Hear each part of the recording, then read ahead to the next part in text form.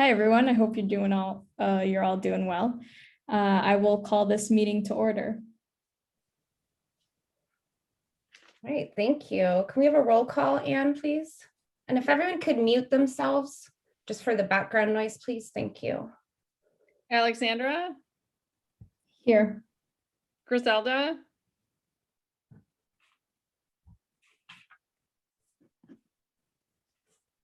Laylee, Lisa, Serena, Here. Sophia, Here. Teo, Here.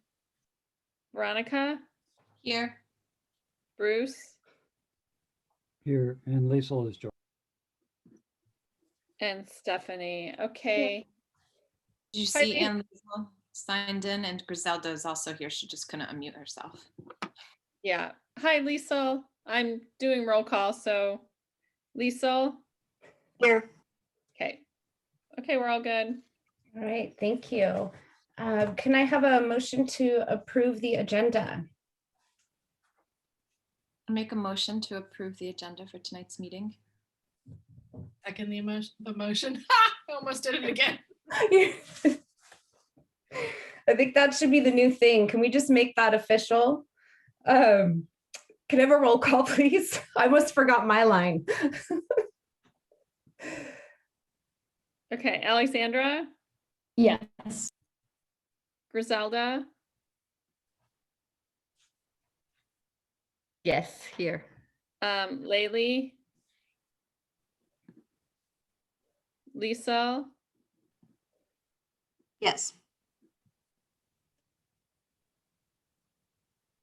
Serena, Yes. Sophia, Yes. Teo, Yes. Veronica, Yep. Bruce, Yes. and Stephanie. Yes.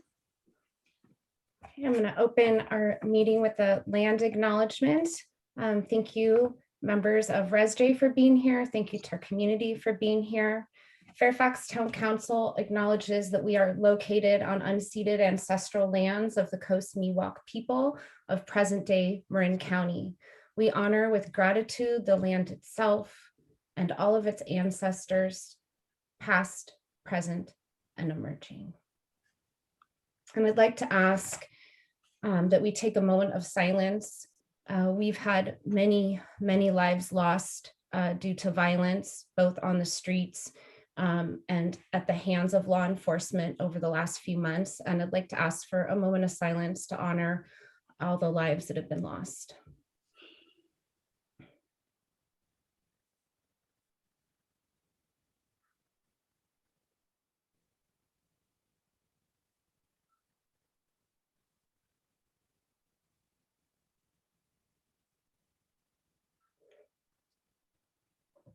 Thank you.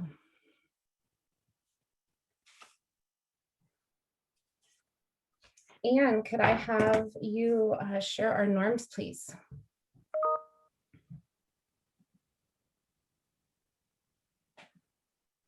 And while she's doing that, can I have our volunteers for our roles? Can I have a volunteer just to be backup for Anne for the note taking? And I can't see everybody, so you'll have to give a shout out. Veronica, thank you so much. And can I have a process observer, please?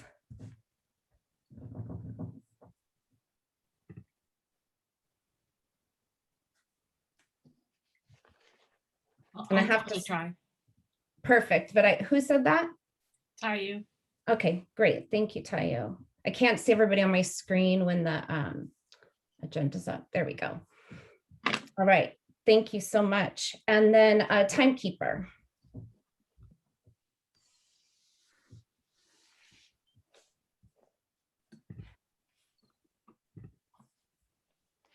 Timekeeper, come on, let's go, timekeepers. Oh man, it's gonna be like the classroom. If no one volunteers, I'm gonna have to call on someone. All right, going once, going twice. All right. Oh, Liesel. I was going to call on Liesel too. That's perfect. Thank you, Liesel. Appreciate that. All right. We wanted to just take, sorry, almost forgot about norms. So if you can take a look, I'm not going to read the norms to you. If you can take a look at the norms, and if you can select one that is your focus area for tonight and just write it down, hold it in your heart, what you feel like your work is this evening.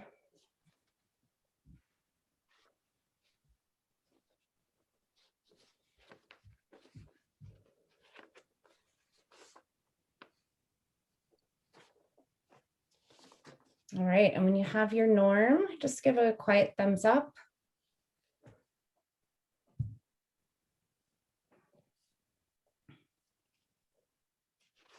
Are you good, Sophia?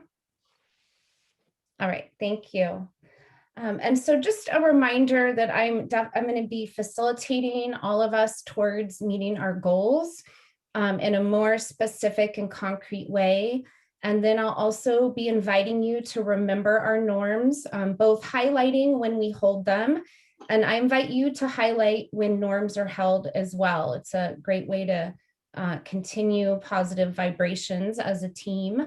And I'll also invite people into a reminder when it is important to remember to hold the norms. So thank you so much for that. We wanted to just take a moment, and timekeeper, we have about 5 minutes left.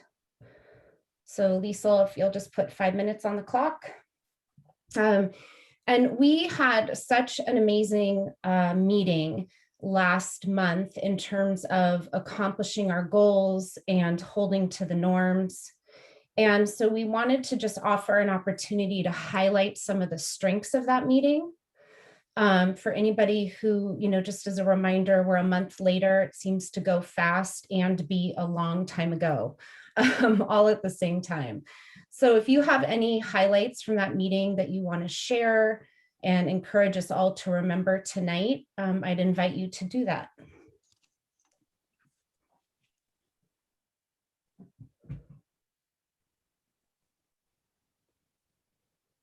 Veronica. We got through our entire agenda within the meeting time. Is that correct? Am I remembering that? Yeah, pretty wonderful. It was pretty wonderful, yes. Other highlights from our last meeting.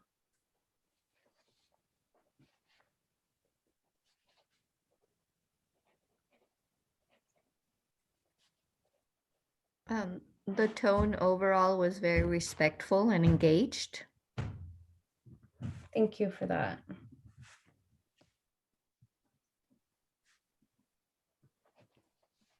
Any other thoughts?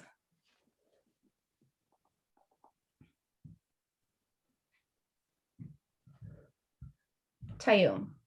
We got a lot done.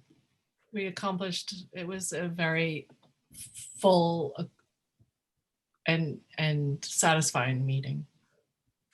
I think we accomplished actually all our goals at the last meeting. Bruce.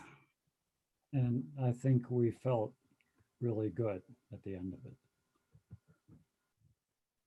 It was definitely a highlight. I would say there was a feeling of joy at the end of that meeting. And I think a highlight for me was, we had talked at a previous meeting about kind of the journey that teams go on to norm and form and storm, and it's not linear. You might norm and storm and go back to form and till you get to that real success place. And I think a highlight is that we really hit a pivotal moment, and people really leaned into dialogue with each other and learn and listen versus debating. And that was a particular highlight for me. I have a bird's eye view, but really just seeing how you all listened to each other and really engaged in dialogue that deepened the conversation was definitely a highlight. Any last thoughts?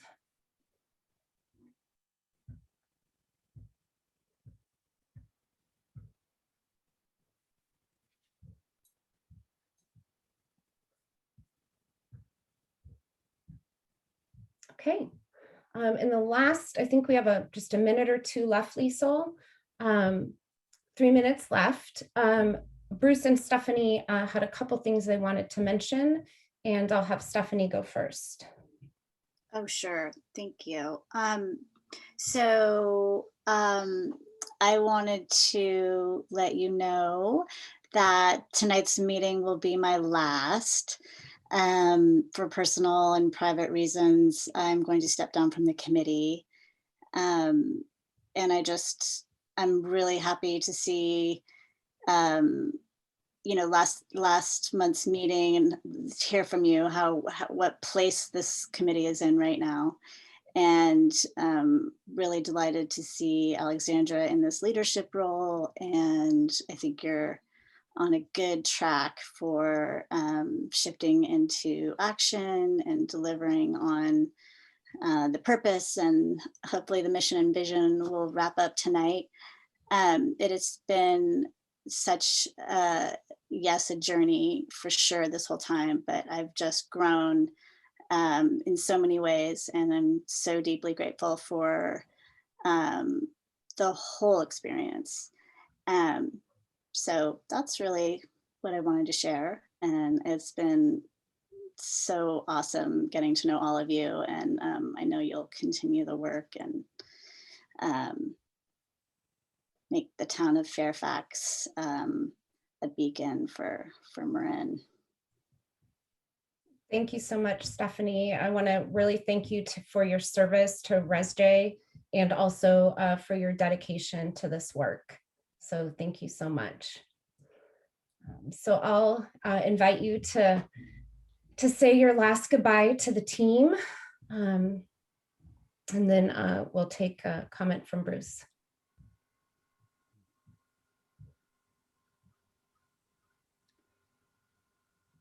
I can give my information, but Well, first, Bruce, I'll actually have Stephanie say her last goodbye, and then I'll hand it over to you. I'm not sure what you mean by that. I've said my piece. I was just offering an opportunity. If you're resigning, then we would have you go into as not a panelist if you want to attend the meeting. No, this will be my last meeting after tonight's meeting, is for clarity. Okay, so I think I wasn't understanding what you were saying then. Okay. So can you clarify for me, please? Tonight's meeting is the last meeting that I will be a member of ResJ. Does that help? Thank you. Yes, that's very helpful. Bruce, go ahead. so thank you so much, Stephanie, although you'll be with us tonight, but thank you. And just with regard to what Stephanie was just saying, we had a discussion with our town legal counsel tonight, and got a great deal of clarity about the intricacies of the Brown Act, and it's good news. So as we all know, Stephanie has been doing quite a bit of work with two different subcommittees. The sort of one time, I used to call it an ad hoc subcommittee, but we were corrected. Ad hoc subcommittee just means one of the non-Brown Act subcommittees. So the PPPSA is a Brown Act subcommittee, but the other ones are all, I guess, called ad hoc subcommittees. But with one of those committees, the Mission and Vision subcommittee, and then with at least one other one, which is the Town Policy Subcommittee. So since those subcommittees are not governed by the Brown Act because they're less than a quorum, and those subcommittees do a great deal of work, but then bring that work back to the ResJ for review, possible change, and approval, and doing whatever is next with that work. those subcommittees are much more free to work. So, you know, on those subcommittees, you can call each other on the phone, you can meet in the coffee shop. Two of you can meet without the other one. You can share Google Docs. You can do all kinds of nice things on the subcommittee, which is what makes them really great for something like drafting a document, which would drive us crazy if we were doing it on this meeting. So having to raise your hand to say, I think there needs to be a comma there. So Stephanie can, and anybody else who is not on ResJ can work with those subcommittees by the invitation of those subcommittees.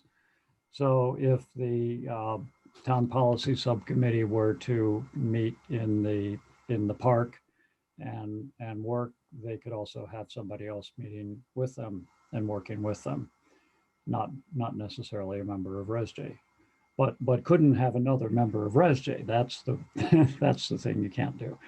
So that's excellent news, because that's what will allow Stephanie, at the invitation of our non-Brown Act ad hoc subcommittees, to continue doing the amazing and valuable work that she's doing on this committee.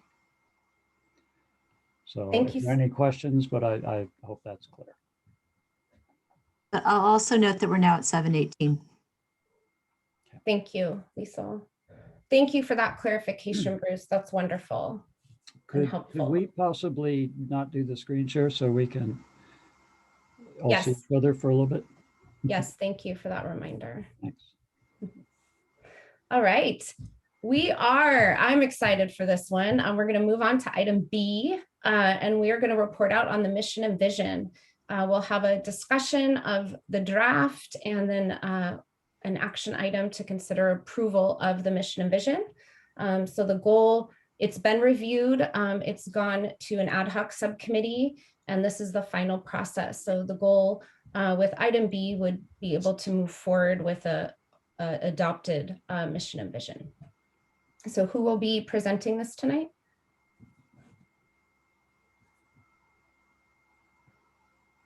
I have the document. I just wondered, you want me to share the PDF, correct?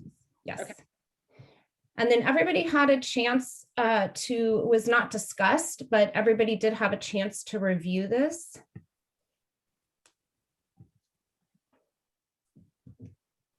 Yeah, and I think mission and vision folks, did I offer to, if there's any questions? Okay, great. So I'm happy to field anything.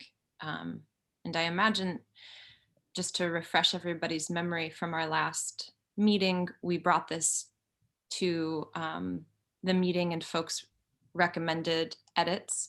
And then our mission and vision subcommittee met and integrated those edits. And so now we're hoping that ideally this is going to be as good as we can envision it being right now, and that we'll approve it in this meeting tonight. But if there are substantial edits that you feel like need to be made, then we can go back to the drawing board. But fingers crossed, we've managed to integrate what everybody was hoping. So I guess. And can you try to expand this and increase the percentage view so that if the community is interested in seeing, we can see that? Where the 100, if you right above the title, if you click the plus mark near the 100%, it'll increase the font. And then perfect, maybe one more, we'll see what we can get on. There we go, perfect, thank you. So we'll stay on this for just a minute. And can I get a thumbs up whether or not everybody's reviewed this? Okay, great. Just gauging an idea for, a thought for discussion time. So I'm going to leave this up for just a minute to review and for the public to get a glance at it. And then Anne, I'll ask you to, and then I'll ask you to scroll down in just a minute.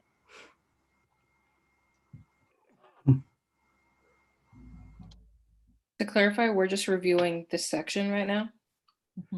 Yes. Okay.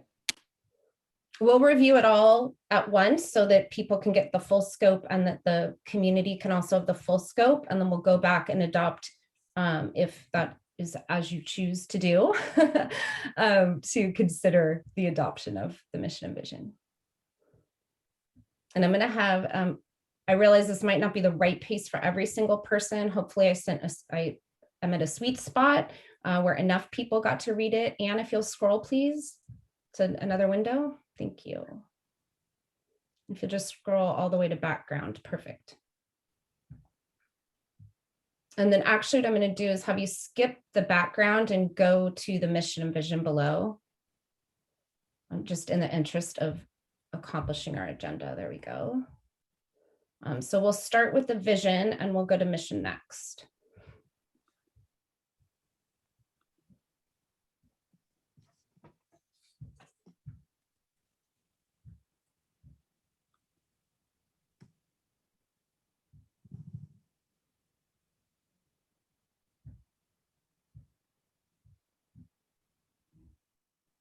And Anne, if you'll scroll down. Thank you.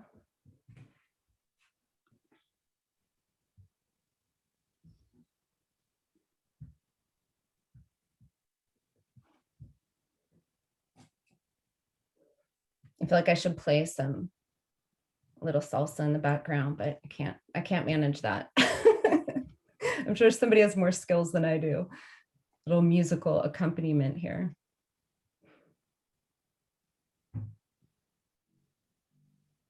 All right, I'm going to go ahead and open it up for discussion, thoughts, and then Lisa, if you'll give us just a 5-minute warning so we know when we need to come to action item closure.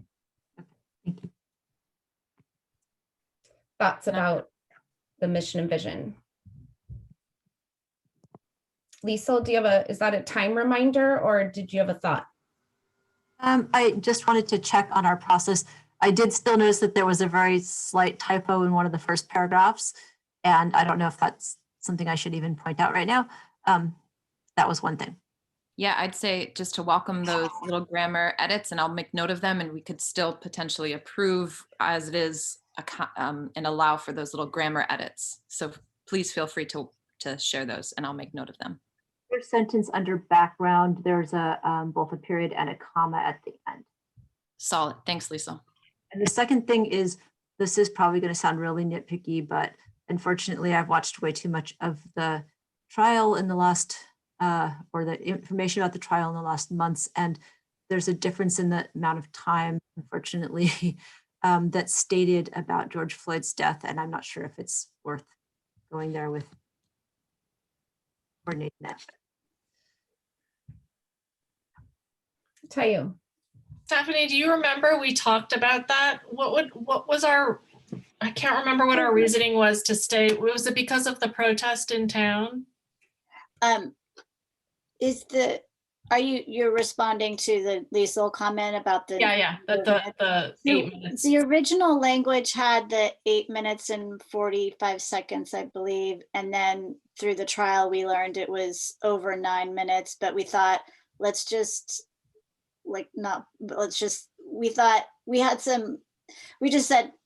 created what we said here over the course of more than 9 minutes. At one point we had it in our working session, Tayu, Right.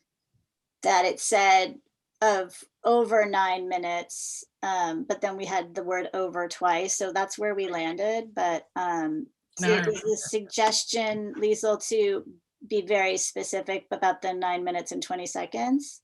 No, I actually realized that I'm mistaken, that I think that the 8 minutes that's referenced in a paragraph before that is actually about the street protest and right. Sorry. Right, because the street protest took place in the summertime before obviously the trial. So that reference is accurate, if that makes sense. You're in agreement, Tayu? Okay. Veronica. I'd just like to invite a few big breaths. I can definitely acknowledging they're talking about the amount of time that George Floyd's neck was kneeled on is definitely activating for my body, and I know for many other people listening and in this committee. So just want to invite a few breaths there. Thank you for that. And I'll invite everyone to mute themselves, please.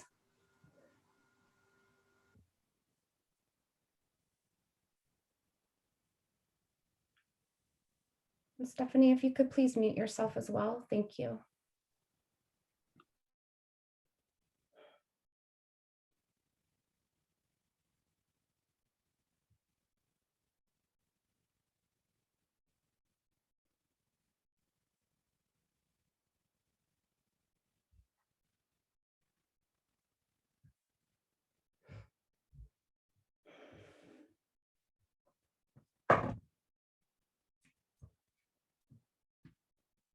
Thank you, Veronica.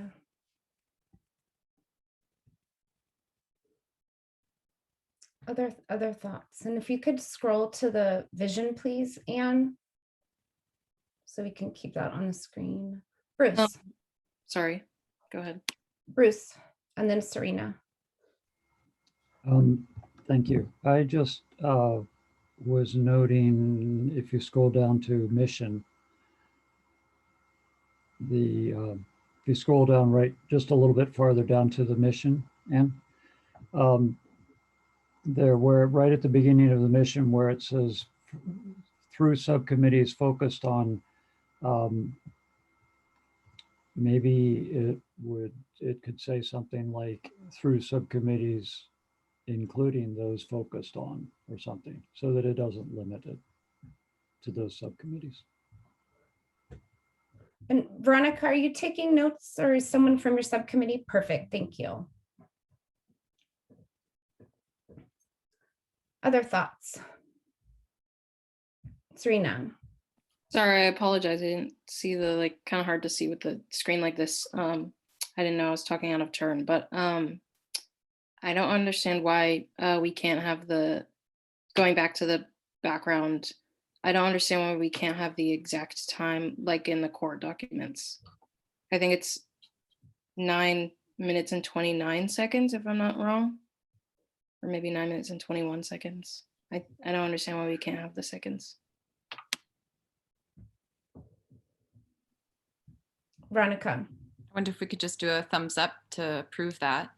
I'm comfortable with that, or a thumbs down if you're not comfortable with that, or thumb sideways if you want to comment on it. Thanks, Serena.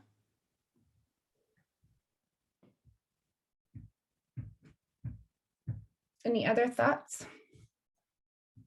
A couple folks haven't commented, but if you feel ready to move on, we can do that as well. Do you feel like you've had enough discussion to perhaps make a motion? So if you feel like you had enough discussion, just a quiet thumbs up. And if anybody feels so moved to make a motion, I'd invite you to do that. Thank you, Anne.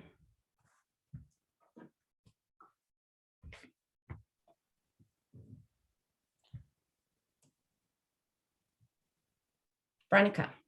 I make a motion to approve the mission and vision with the the 3 minor edits that we've just named this evening as the mission and vision for the ResJ. I second that. Great, thank you. Anne, can we have a roll call? And I see your hand, Stephanie. Was it in regards to the motion? You're on mute, Stephanie. I have a comment after we take the vote. Okay, thank you. And if you'll do a hand, because sometimes I can't see the hand in the corner, so it's easy if I see your hand up, I notice it more. So Tayu, did you need to make a comment before? Yeah, do we take public comment first before we vote? Woo! That is my bad. Absolutely. Thank you so much for catching that. And I am so sorry, public. That was not intentional. That is completely on me as a facilitator. My apologies. That's why teamwork makes the dream work. So thank you, Tayu, for for catching that. So we are going to open it up to public comment for sure. Thank you. And Anne, if you'll open it up for public comment. yes, okay. So Patrice, 3 minutes.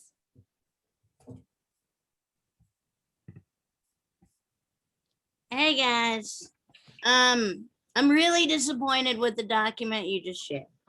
As an African American, if we didn't care about Black people until George Floyd, you guys have a really big problem. So I think you should take the background out because it's making it seem like Black people didn't matter until less than a year ago. And that's bullshit for a Res J committee.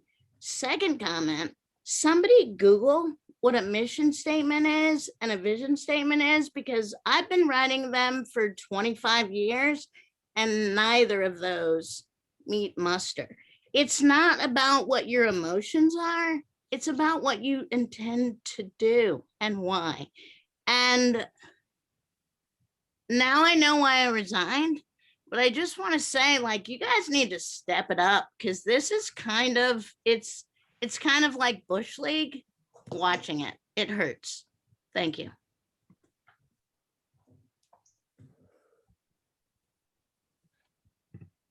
Okay, thank you. There are no other hands raised in the public. Okay, thank you. I'm going to go ahead and close public comment. And then we did agree that Res J would have an opportunity to clarify after public comment. Does anybody feel the need to clarify? Bruce. Well, with respect to Patrice, it isn't in the same format as mission and vision statements always are, but I've seen them in many different formats. But I think it has a good flow in that it starts out with a history, which isn't always in a mission and vision statement, but there is a really relevant history to the formation of this group in Fairfax and all that led up to it. And it does talk about a mission and then talks about a vision, or, you know, I think those are separated out clearly enough. So I'm happy with the document. And thank you for all the enormous amount of work. It probably took more than 9 minutes to get that one phrase of 9 minutes in there. So knowing how this goes, I really appreciate the work that you all did on it. Thank you. Thank you, Bruce. Veronica. This is not a response to the public comment, so I wanted to just check if any, but I don't want to. Okay, let me close out responses to public comment and then I'll come back to you. Thank you. Serena. Just like addressing the background part of it. I think I'm not saying the background shouldn't be included. I don't necessarily get the full purpose of the background either, but I think it would be weird to ignore the reason why this committee was formed. I mean, if obviously it mentions George Floyd because it was formed after and as a result of that. You know, if this committee was formed 2 years ago, it wouldn't be saying the same thing. And I also think, you know, I'm not trying to offend anyone here, but when has the American government never cared about Black people? I think that's kind of the whole point of it. But yeah, that's just my 2 cents. Thank you, Serena. Sophia. Yeah, I also just wanted to kind of echo what Serena said, where what happened with George Floyd, well, maybe sad that that's what had to happen for our community to come to wanting to do something about it. It's the reality. So ignoring it and saying that, oh yeah, we've always just had this mission, we've always had this passion, and not explicitly saying no, it was in response to this, almost seems a bit misleading and deceptive. And I wouldn't find it personally, as an African American woman, as genuine. I also just wanted to note that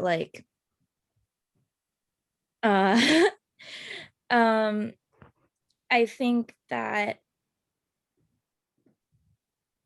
we are all allowed to feel whatever way because of our own personal experiences with race. But I also think it's important to note that just as many opinions are in the white community, there are in the Black community. And that means that Patrice's opinion is no more or less valid than another Black woman, and she doesn't speak for any other Black woman, and I don't speak for any other Black woman. And I think that just needs to be like, I don't want us to get into a place where we're like, oh, well, this one person said this, so that means everyone agrees with that. We don't have to ask for a second opinion. So.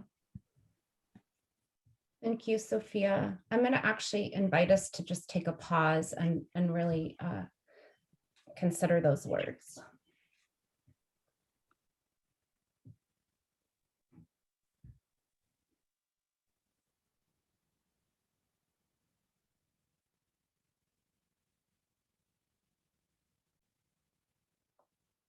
Thank you.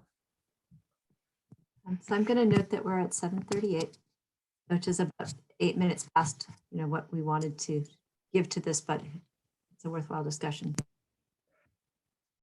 Thank you. And then Lisa, it'd be really helpful if you could give a warning. So if there's 5 minutes left, if you could just do a signal in case I miss it. If I'm looking at a different side of the screen, I miss the other side. And then we'll have a heads up that we're coming to a close. All right. So thank you. I apologize. It wasn't on my agenda, public comment, and then I'm thinking of so many things at the same time. So my apologies to the public for my misstep, and thank you for the reminder. So we are at an action item. We had a motion and a second on the table. Would you like to redo the motion and second, or keep it as is and take roll call? Bruce, can you recommend protocol wise? I don't think we don't need to redo it. No. Okay. Motion on the table and we can take a vote. Thank you. All right. So we have a motion and a second on the table, and Anne, if you'll do roll call, please. Alexandra, Yes. Griselda, Yes. Liesel, Lisa, you're muted. Sorry, I thought I unmuted. Yes. Serena, Yes. Sophia, Yes. Tayu, Yes. Veronica, Yes. Bruce, Yes. Stephanie. Yes. All right. Congratulations. You now have a mission and vision. Well, it's a long time coming. And so take a moment of celebration there. I think it's always good to highlight positivity and celebration. So congratulations, everybody. And congratulations to the team who put that together. Veronica and then Stephanie. Just wanted to raise, we had mentioned it, I feel like in our last ResJ meeting, but I don't know that we formally made a motion for it to incorporate now that land acknowledgement as our land acknowledgement that's read. Is that correct, that we mentioned wanting to do that? And just curious, do we need to formally name that switch so that we can have that read next month, or can we just note it and we'll do that? The new land acknowledgement, the updated one. I don't think it's something that requires a motion and a vote. So if you'll send the new one to me, I will add it. Thank you for that. Stephanie.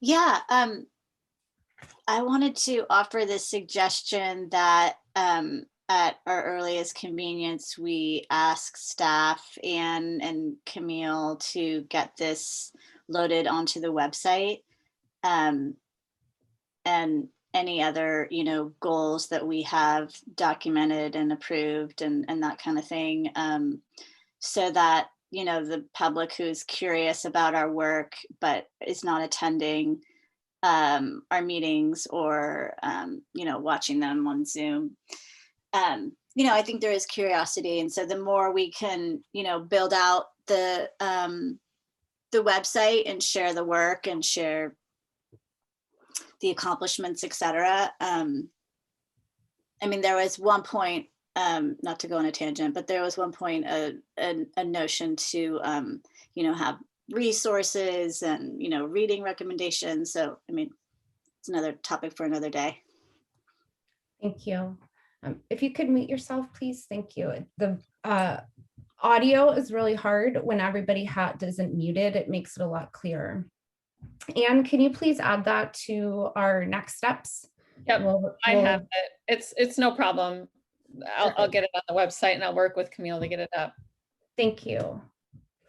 All right, item C, subcommittee report outs. We'll have 5 minutes for each committee to report out, and then a 5-minute Q&A, and we'll start with the policing subcommittee.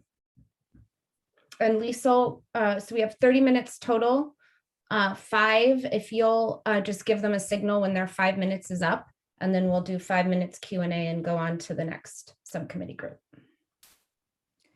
Okay, so let's see. So in the month of April. Oh, Alexandra, I'm sorry, just 1 second. Anne, could you please remove Patrice as a speaker? Thank you. Sorry, Alexandra, go ahead. Thank you. So in the month of April, we had originally intended on meeting with the interim chief, but that got put on hold because of the interview hiring or the hiring process for the new police chief, and we wanted to respect that. And so that's been put on hold, but will happen hopefully once that process goes through. So in the meantime, we shifted our direction to survey development. The purpose of the survey is to gain a perspective on how our community views our current police practices and provide insight on potential safety alternatives that can be implemented. So this will inform our subcommittee's work to fulfill our mission, which is to review police practices and public safety alternatives and funding and other related issues. So this survey, I believe this type of survey was requested by town council during the formation of ResJ and PBPSA is my understanding. And so that's why that's part of the reason why we're beginning to develop it. So we brainstormed potential questions for the survey, and then we implemented a plan, or we started to create an online survey, and we will send out postcards to each household with like one of those little scans that will link to the survey. So we would send out 5x7 postcards to 3,000 residents, which would cost $500 to print and $1,500 to mail. And then we will print about 200 surveys. We're not sure on the number yet, but that is our thought right now, 200 surveys to allow for accessibility. So those who are unable to read or don't have a place of residence in Fairfax, so they wouldn't receive that postcard. And so printing those surveys would not cost us anything. And so then we moved on to talking about a further budget conversation, which public safety speakers came up, which I'll have Veronica talk a little bit about in a second. And then we briefly mentioned facilitation, which I would like to kind of bring back to ResJ. We did not decide on how much more facilitation from Lisa we needed. In my opinion, that kind of is dependent on ResJ's needs as well. I think they kind of go hand in hand. And then we also briefly touched on a stipend or for all members of color on ResJ, or an hourly rate for chairs of subcommittees, which are also people of color, so that they can take over the work that Lisa is currently doing and facilitate our meetings, and not have to do it for free, not have to take on the work for free, and which is also a conversation that I'd like to talk about with all of ResJ. So excluding that facilitation conversation, our estimate was about $3,000 that we would need from the ResJ budget. So Veronica, do you mind speaking a little bit about the public speakers? Yeah, thanks, Alexandra. We're aware that there are folks who have more experience than we do. Very, very aware of that, and wanting to harness their wisdom and experience and welcome them to speak with us in our meetings. A couple of the ideas that we have, and we're still trying to sort out when and who exactly we're going to invite, but Jamir Reynolds from Marin County Cooperations team, who's really visionary in what it means to address public safety by uplifting community members and tending to their needs. And so eager to hear how that's unfolding for him there in Marin City and throughout the county. And then also, if you've gotten to review the police chief survey, so much of the emphasis was bringing to attention the need for mental health care and response that is specific to mental health crises. And so we feel excited to welcome the Mobile Crisis Unit, potentially somebody to speak to us from them to understand what has been working at the county level. I know that they are very understaffed and underfunded, and we're curious about what that might look like for our town in terms of both supporting and or replicating something that the Mobile Crisis Unit has already designed for our county. Anything else I missed, Alexandra? All right, we'll have 5 minutes for questions.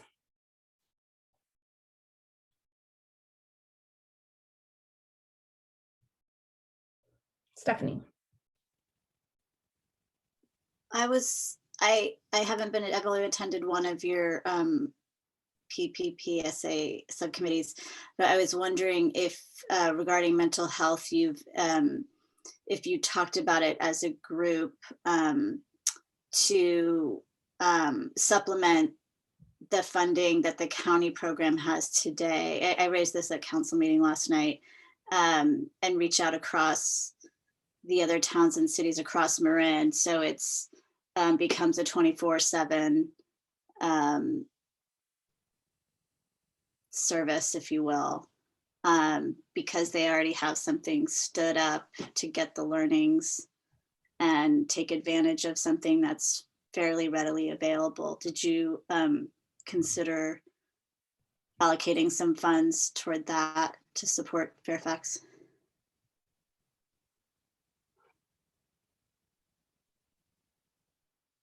You want to respond, Alexandra? At the moment, we haven't talked about that, so I appreciate that. Yeah.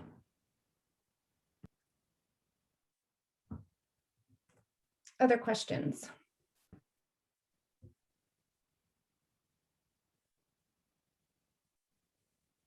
All right, if there are no more questions, then I'll go ahead and move on to the Community Education Subcommittee report out, please. And Lisa, if you'll start the 5 minutes. Who's making that report? That would be me. All right. Okay. So the CEES, Tayu, Serena, Alexandra, and I have been meeting every 2 weeks to explore ways in which we can engage the community. Due to restrictions caused by the pandemic, our options have been limited. As restrictions are lifted, we will have more opportunities for direct engagement with local residents and those who work in Fairfax.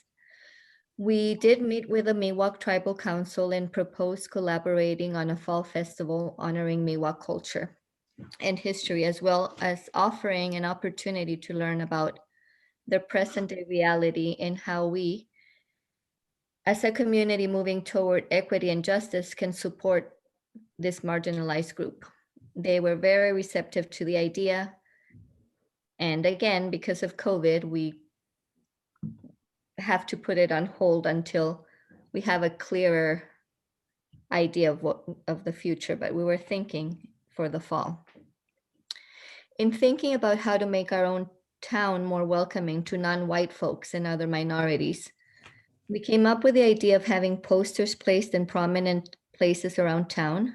These posters will bring attention to and celebrate the different communities of color in our town and state. I think everyone's familiar with what we in the CES called the celebratory months. That would be February for Black History Month, May for AAPI Month, March for Women. We see these posters displayed prominently all over Fairfax in storefronts and private homes. Eventually, we plan to also have yard signs. And we'd like to go further than just having slogans on a piece of paper. To avoid falling into performative action, these posters could be the introduction to other opportunities, perhaps including a list of pertinent books and discussion groups, education celebratory activities such as movie nights in Perry Field, sponsored or hosted by the ResJ. But again, due to the pandemic, it is not currently possible to plan events with certainty. So the first posters will be considered introductory, perhaps highlighting the ResJ's work to move Fairfax toward equity and justice. Our plan is to have these posters for sale on a sliding scale to replenish funds to use for other community projects. Based on our research, the cost for 150 posters would be about $220. We would also ask for $500 more to pay for the artwork. We'd like to secure funding from ResJ for at least 6 different poster series a year, or about 1 series every 2 months. Thank you. All right, we'll open it up for questions. And Lisa, if you'll restart the clock. Any questions for the Education Subcommittee? Veronica. Thanks, Griselda. I'm so excited to see all of these things starting to happen. I was wondering if you've thought about doing a, since we can't do the movies in the park just yet, which again, really thrilled to think about that happening in the future, and so grateful you're planning that or looking toward that, but about doing like a viewing party online for community members of particular films in the meantime. That sounds like a really great idea. And, you know, not tonight, but we'd like to discuss the possibility of having a website for ResJ's work where we could have lists of books and activities, and that would be the perfect place for something like what you're suggesting. Sophia. Were you just moving your hand? Touching my hair. Okay. Any other questions? Bruce. 2 things. One is an appreciation and a suggestion. I love the ideas. And you might be able to work with Community Media Center of Marin, CMCM. They're the people who, they have channel, I believe it's 26 and 27. I don't have a TV, so I'm not really, I wouldn't know how to work one of those things. But anyway, maybe they could broadcast a movie that you're showing around the same time, or maybe even at exactly the same time as you show it outdoors. And until you can show it outdoors, that might be just the way people see it, but that might allow more people to see it at the same time and get more of a community discussion about it. So that was the suggestion. The question is just to make sure for all of these reports that, because I'm hoping to be clear, Stephanie and I both will need to be clear as we go to council for our budget with the budget request. So you, if I understood, you said $220 for posters and $500 for artwork every 2 months. So that would be 6 times that amount as an annual budget. And is that correct? So every 2 months, $220. Yeah, that's correct. For the artwork, we don't know how much the artwork will be. We kind of just thought of $500. I'm not sure, but if that would be $720 6 times a month, a year. So that would be Okay, 40, I can work that out. 200 Okay, around there. okay. Stephanie. I have a question and an idea that just came to me. I didn't hear, is there any funding in there for speakers? For paying speakers? Or anything like that? No? Okay. With Pride coming up around the corner, I'm wondering if we could fly a Pride flag.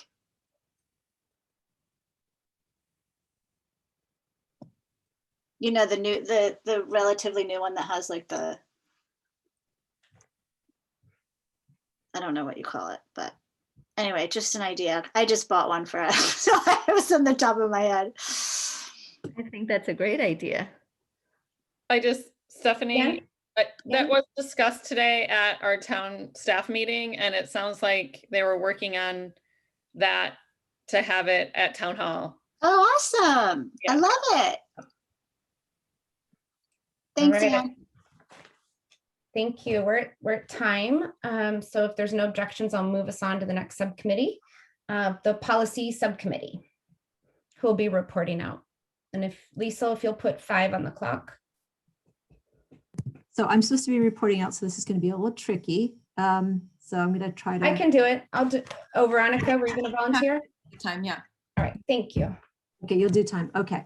Yeah. So we're speaking for the Resday Town Policy and Economic Programs Subcommittee that's composed of Layli Sharani, Stephanie Hellman, Veronica Garretts, and me.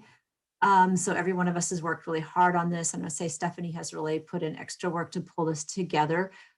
So I want to note first off that a lot of this is still in discovery and we're still researching some of the many ideas that were generated by our committee. I think that we have had maybe just two meetings so far, but they've been incredibly productive meetings. I also want to point out that some of our ideas are substantive policy goals and some are more symbolic endeavors, but we hope that the more symbolic elements will educate and activate the community and serve as springboards for more substantive action in the future. So I'll go ahead and talk about some of the things that we're looking at. Hey, Lisa, I'm so sorry to interrupt you, but we had a document to share, and would you mind sharing that? Because thank you. Good. Okay. So the couple of the things that I would say are sort of housing related language issues include amending our general plan to look at wording that has been identified as being sort of dog whistle wording, probably inadvertently in some ways and inadvertently in others, so that we can. Lisa, I'm sorry, I have to interrupt just to have Anne adjust the view here so to make sure the community can see. Sorry to interrupt you. Thank you.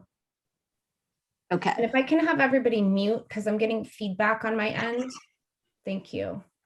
Okay. So we have Stephanie, can I have you mute, please? I'm trying. I have multiple screens up. Thank you. Thank you. Go ahead, Lisa. Okay. So we have a former planning commissioner who has graciously gone through the entire document and flagged those areas that were deemed problematic and suggested alternative wording. And if anybody needs examples, I can give those later. But in the interest of time, I'm just going to say that this has been a really interesting exploration that we'll probably talk a lot more about this year about the history of housing and land use and housing segregation and how different types of wording have been used that have sort of indicated a desire to exclude people of color from primarily white communities. So this is again a symbolic issue, but we think it's important to as an educational and as well as a statement. So this doesn't require any budget, but it will require substantial planning coordination with the planning commission and department. I'm just going really quick through these. Another thing that I will jump to, just because it's another wording related issue, is number 4, racial covenant change. I've looked at what's gone on in Muir Beach, where they drew their community together to seek out racial covenant language that basically says that a person cannot own or stay on a property if they are a person of color. These were introduced in the 20s through 50s. They're no longer legal, but they're in a lot of people's deeds, and they're a little off-putting for people when they purchase homes. So we were looking at a process whereby we could hire or get a volunteer to do a title search on certain subdivisions in Fairfax that are likely to have racial covenants, and help people to fill out the forms and get them notarized so that they can have that language stricken from their deeds. And we looked at different ways of doing this that could require more or less budget. We know that the county is going to be doing something soon that we could piggyback off of, but we are waiting for word from the county. They're supposed to announce it in May. So we're still looking at this process. So if we went 100% with a paid title searcher and a paid notary public, and we paid all the costs as opposed to having people in town donate for some of those costs, it could cost up to $20,000. But like I said, there's a potential for doing this for much less money, but that's something we're looking at. Thank you, Lisa. I think that's time. I can add a minute if do you have more to share, and I can add time. Yes, I will quickly say that we looked at having an anti-hate crime ordinance and found that it wouldn't really be feasible because of state law. So we could find ways of having an anti-posting ordinance that would penalize people if they posted a symbol or language on public property that had hate language or symbolism in it.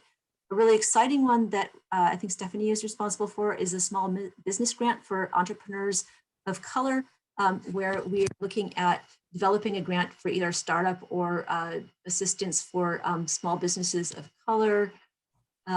So for that one, we are looking at a cost of $22,500 for one grant, and any fees for a pilot pop-up. And finally, we are going to look at a supplier diversity policy for the town, which we're still exploring, looking at promoting the inclusion of small and diverse businesses in the town's purchasing of products, services, or procurement contracts.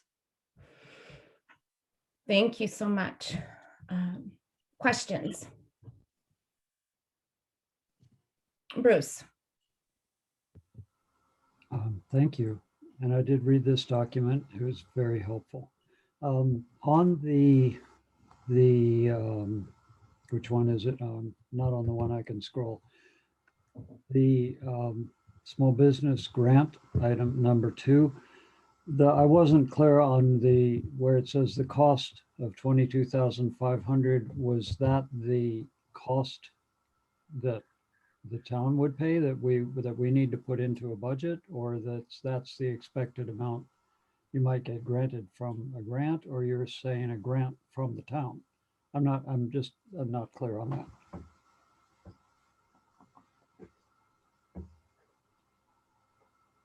Liesl, do you want to take that, or do you want?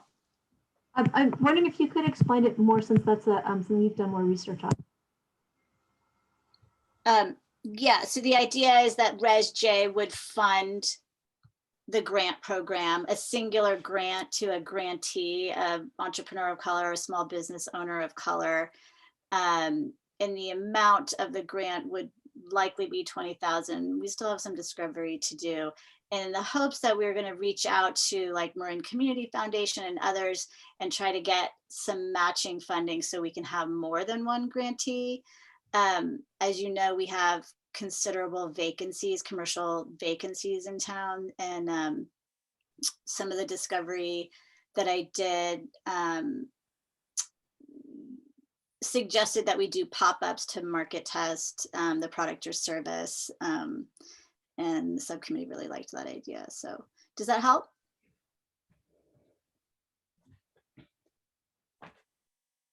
Thank you.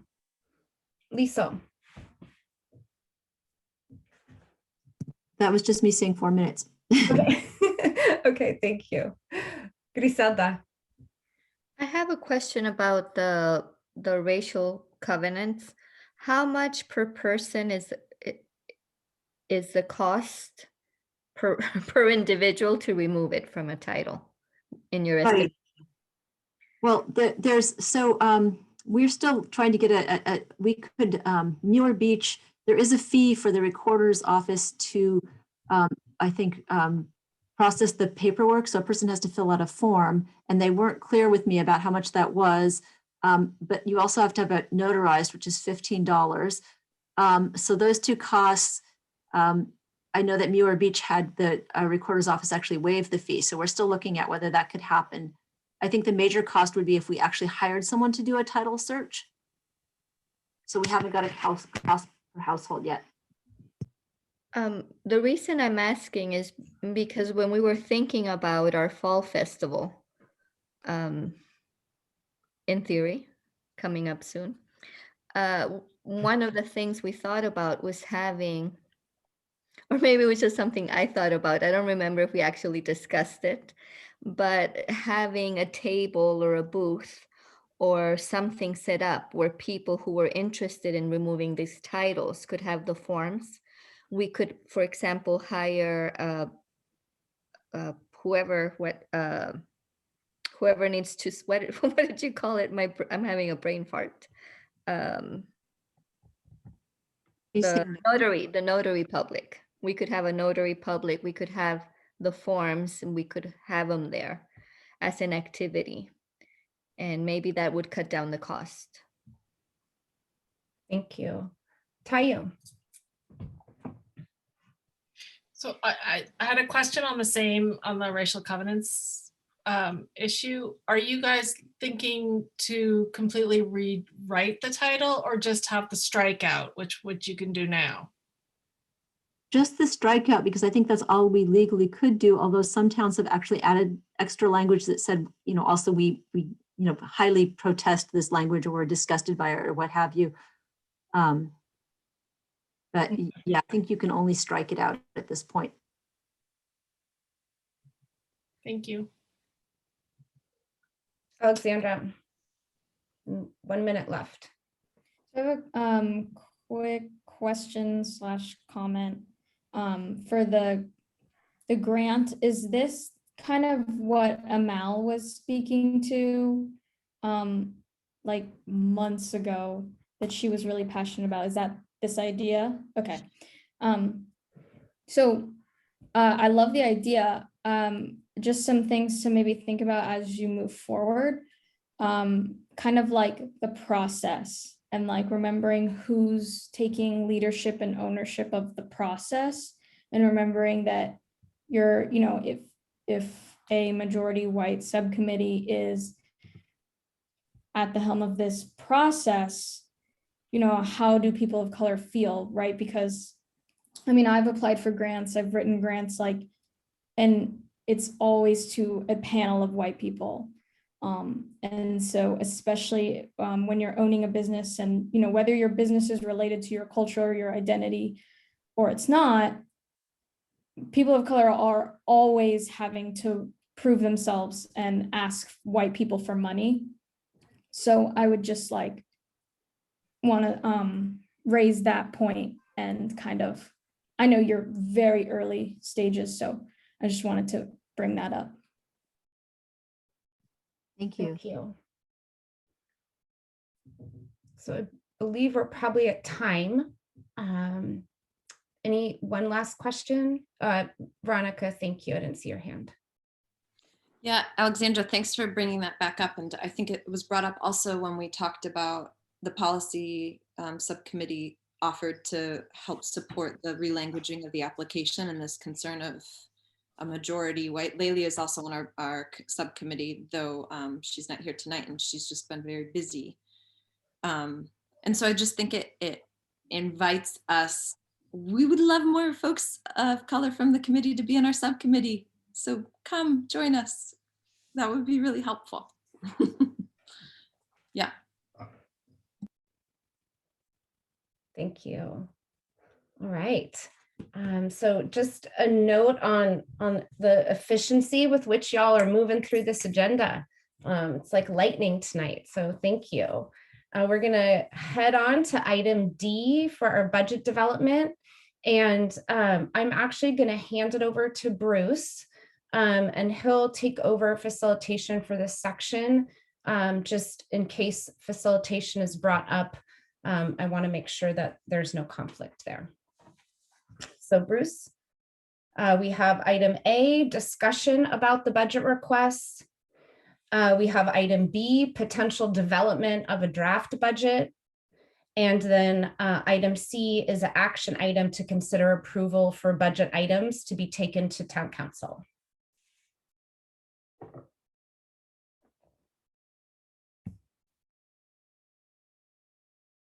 You're muted. You're Bruce. on mute, Bruce. Yeah, I wasn't expecting that, so I'm getting my my screen organized so I can see things. Okay, so the budget requests for Res J, I guess I'm assuming that what we just talked about with these committee reports, and thank you for those. That was fantastic to be able to all have some numbers. I'm assuming that those would be part of a budget request. And I'll have to get that clarified with the people who are taking minutes, and I'm taking notes, make sure that we get our notes all accurate on those. Is that everyone's understanding that that's where that's the start?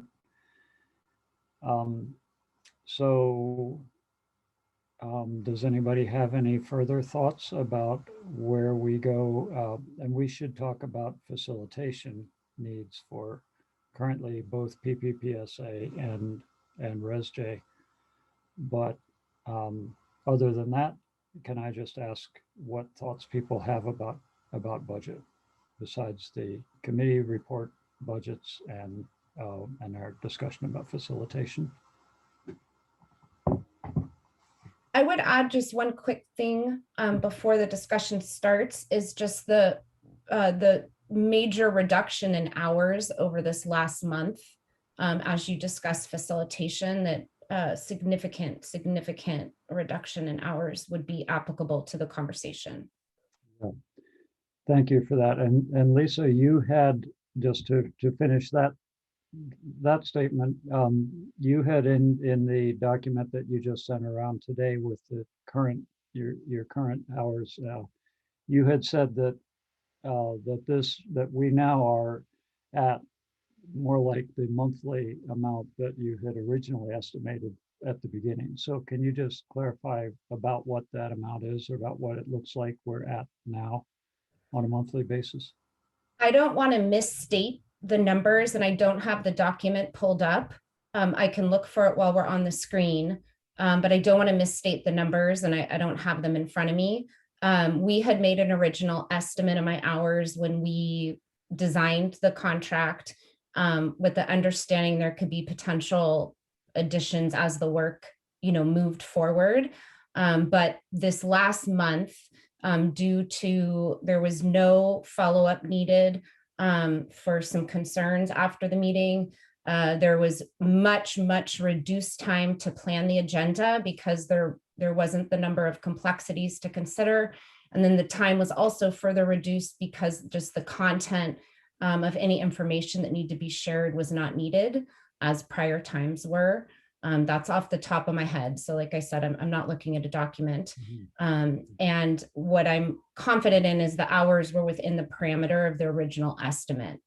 So I can try to pull that up right now. I just don't want to lose you on my screen because I don't have the tabs up.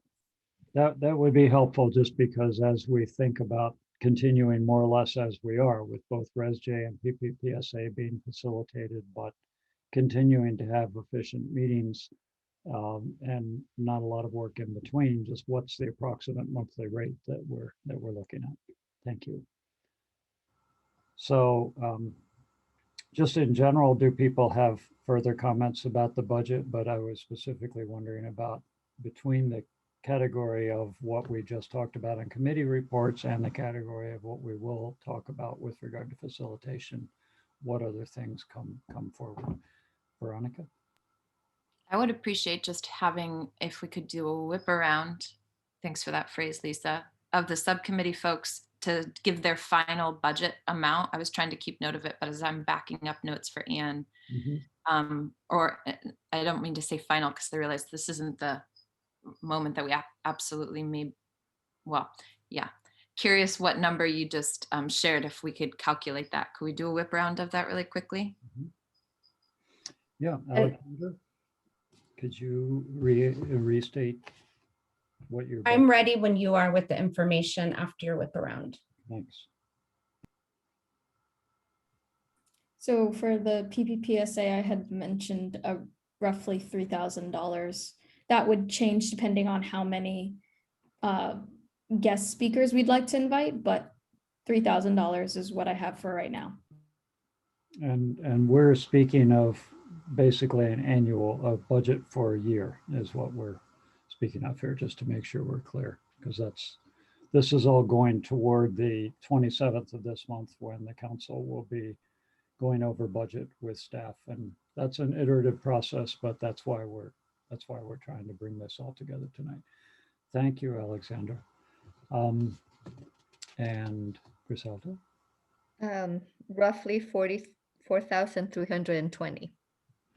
Okay, that's what that all works out to. 20%. 4,320.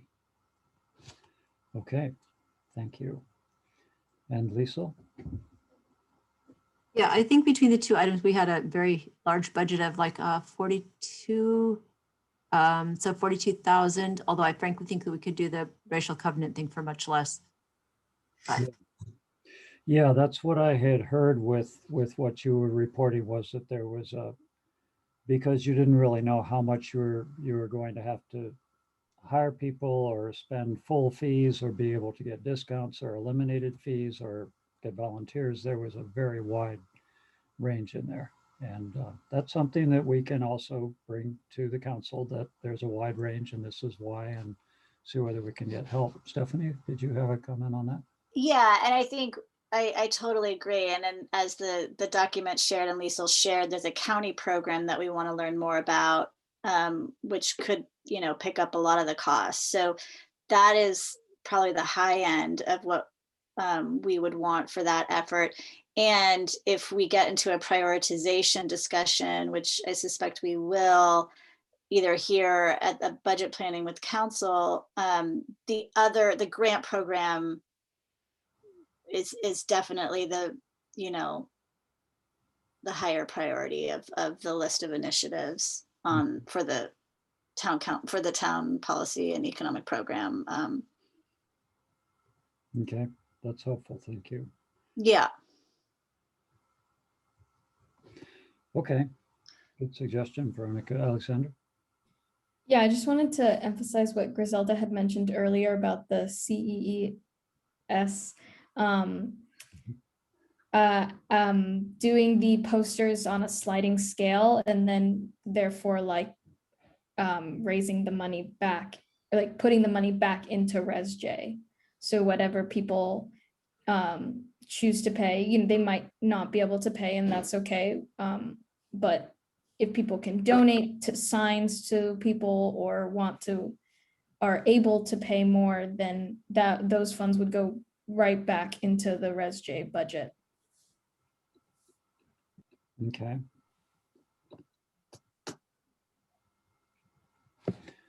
Thank you. Any other comments? Yes, Tayu. Hey. And also we actually talked about maybe having local businesses sponsor the posters. So there might not, we might end up not having a cost, but I think it's good to cover our bases. And then if we have leftover money, it could go to speakers, because we actually haven't really talked about speakers. It's hard to imagine speakers with COVID right now. I think we put that on hold, but we definitely have been talking about speakers. So just wanted to note that as well. Okay. Yeah. Veronica? Yeah, in the town council meeting last night when the council was discussing the police survey, it was brought up then, and I think we've talked about it on the subcommittee, and feel aware of the consideration of having a external research firm help us developing the survey or finalizing the survey. And we've talked about it on the subcommittee as well, but hadn't incorporated it into our budgeting request up until now. and just want to lift that and see, maybe that's something we need to talk about in the PIPSA subcommittee meeting next Thursday to finalize, to send to council, but just am aware that that might up our budget request and feel like that's an important thing to Right. remember. I concur. We do have a meeting Thursday, so we, on our committee, we do have time to talk a bit more about this before we finalize the number. So good point. Yes. Lisa? I'm very interested in the survey aspect, because that's kind of was my field of work for years. So I don't know if you can get some people in town to do some pro bono. Mhm. In my, from what I've seen, just this is my own comment, not as chairing this part, but my own comment, it's very frustrating, the town surveys. They're low cost for the town. They're easy to set up. But as one of the public commenters said on the council meeting last night, and I actually spoke to concur with that, it's just horribly biased. And I've worked in data collection and epidemiology as well, and that doesn't work. And so I know that as we have talked about it on PPPSA, we're trying to address that issue by things like sending the survey, mailing a survey link to people, and so that it's not just sort of word of mouth who happens to hear about it and what subgroups within town happen to hear about it, but pretty much get it all over. And also, if we can go to the point of someone who has some expertise in that area, that is definitely, absolutely the idea, is to get a real survey that gives us some more representative data. Stephanie? Yeah, for the work that you want this data to inform, I just can't, I just feel so strongly that you want a sophisticated approach to this survey. And Bruce, to your comment about bias, you create bias simply by the mechanisms that you offer for response, because we have a very high proportion of older adults who may not know what a QR code is. And as I mentioned on the subcommittee meeting last week, it is really not a best practice from a direct marketing standpoint to have a URL on a postcard and ask the responder to type in that URL. It's just, that's too much of a barrier. And furthermore, you have multiple people in the household. And so to expect that the postcard's going to get passed around, I think is another strong consideration. So for a research firm investing in that, like I said, a really sophisticated approach that would be a paper survey. It will also offer online response, have printed versions at the town. And I think you had ideas about, using the small business community too, but that's all I wanted to share. Thank you. So generally, in terms of budget, as we talk about this, $3,000 is probably on the fairly low end of that, and it'll take more research. So you just take that into consideration as we talk about this on council, if we don't have time to talk about it more. But as Veronica points out, we will have a chance to talk about this in our next meeting. So whatever research we can do would be great. Budgets there's always a certain amount of approximation. There's always a certain amount of uncertainty, but you just do the best you can and go. Anything else? And any other things that people would like to bring up besides these and the discussion of the facilitation? If not, we can move into the discussion of the facilitation needs.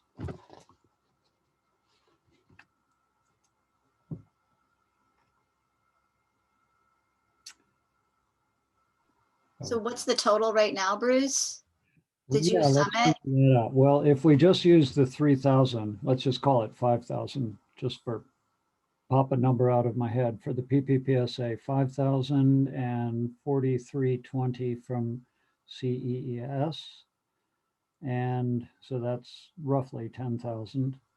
And then much more than that, but with a great deal of uncertainty from the Policy Subcommittee, up to 42,500 for the Policy Subcommittee, but probably less than that.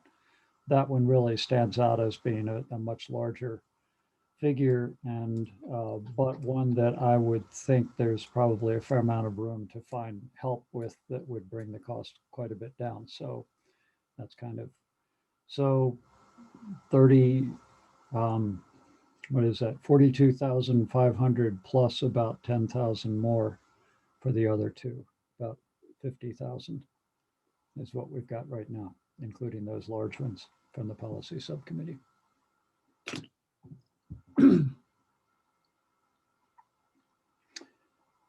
So, and I can't speak for council, but the town got through COVID. We are, amazingly enough, our budget as a town is intact. And so I feel comfortable asking on the council for some money beyond the amount that we already were allocated for the coming year. So I would think we can ask for something of this magnitude, but we really need to think about the facilitation because that could use, we have, I guess, I didn't actually add it up, but I think maybe off the top of my head, I'm thinking about 30,000 left of our original grant to get the committee started. So, so we would want to ask presumably for some more in order to continue facilitation. And our question would be how do we want to manage that? How much do we want to ask for? And I think there's, just to speak for myself, I would say that there's, for one thing, there's the question of just asking the council and competing interests from other committees, including at least one that I'm on that is going through this same process now or has, and will be asking for more money than it has asked for in the past. That's the Climate Action Committee, and I really do believe climate action is as severe an issue as justice, and they are intricately interlinked and affect very much the same people in a lot of ways. So there are some competing things that haven't been in our budget yet in the town, and we're going to be trying to negotiate this on the council. But there's also to be taken into account just the public perception of the ResJ that we should, and I really personally love these committee ideas because they would tie our budget with specific actions that would be seen by all. And so I love that direction. The facilitation has gotten us to where we are tonight, and this is, I'm feeling another very good meeting happening. And so this is also very important. Does anybody have any thoughts on, do we continue asking for facilitation at pretty much the level it is? Do we possibly consider, and Alexandra, I'll ask you specifically because you mentioned it, that do we consider facilitation dropping to a lower level for the PPPSA?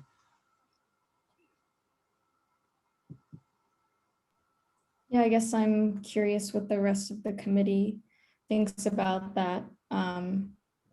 As I mentioned, I know the PPPSA video isn't up, so I mentioned at the last PPPSA that I think that the amount of time that it takes to chair these Brown Act committees is pretty significant. And then adding in preparation for facilitation, and knowing that the town right now pays someone to do it, and then is essentially asking one of us, me in the case of PPPSA, to do it for free. And I think in the interest of equity, it doesn't make sense.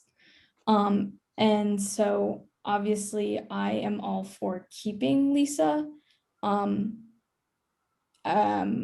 Just because at the moment I'm still like learning a lot from her, and she's offered me a lot of support and guidance that I greatly appreciate.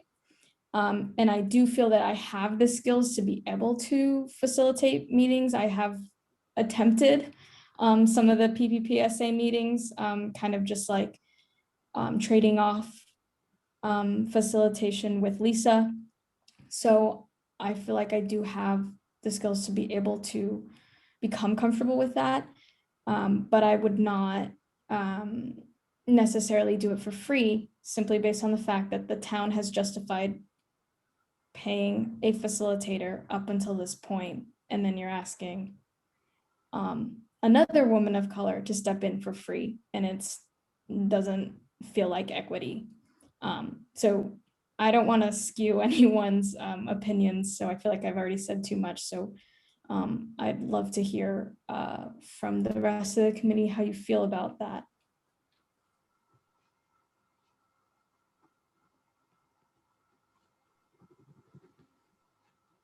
Any comments on that?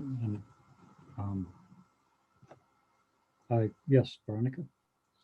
Thanks again for bringing it up, Alexandra, in the subcommittee. I mentioned it, but I want to say it again, that I acknowledge how much courage and bravery it takes to bring this up as you have, and I really appreciate it and respect it. And to also add, Alexandra had mentioned it in the subcommittee meeting, you know, it is not as if she recognizes the expertise that Lisa has brought and the amount that she deserves and has been getting paid to do that facilitation, is not at all proposing anything close in terms of that, but really more in the sense of a precedent that we're wanting to set as a committee around equity and asking folks of color to be doing this work, leading this work for our community, particularly for chairs. And there was something else that you brought up last time, Alexandra, and I think it's really important to acknowledge that there's an amount of harm that has occurred for folks of color on this committee, and may continue in certain ways in terms of even public comments that have been very hurtful. And just recognizing that trickiness of asking you to be on this committee and having your time to be here, and then at the same time just basically absorbing the sometimes things that can be incredibly compounding of racialized trauma that you're already holding. And so I really value and honor the importance of, for instance, an hourly wage that it, you know, acknowledges that we at least see the amount of extra work that it requires folks of color to be showing up to this work in this public format. And then the second thing I'll say, and I'll stop talking quickly there, is the amount of extra work that the PIPSA subcommittee requires because it is subject to the Brown Act. It's been something that we've brought up various times, and it continues to be brought up. The extra work that it takes to work with town council or with the council chairs or with the facilitator to design the agenda and to get it out to the public before the meeting in ways that, you know, the other subcommittees are not having to jump through the hoops of, and the ways that being subject to the Brown Act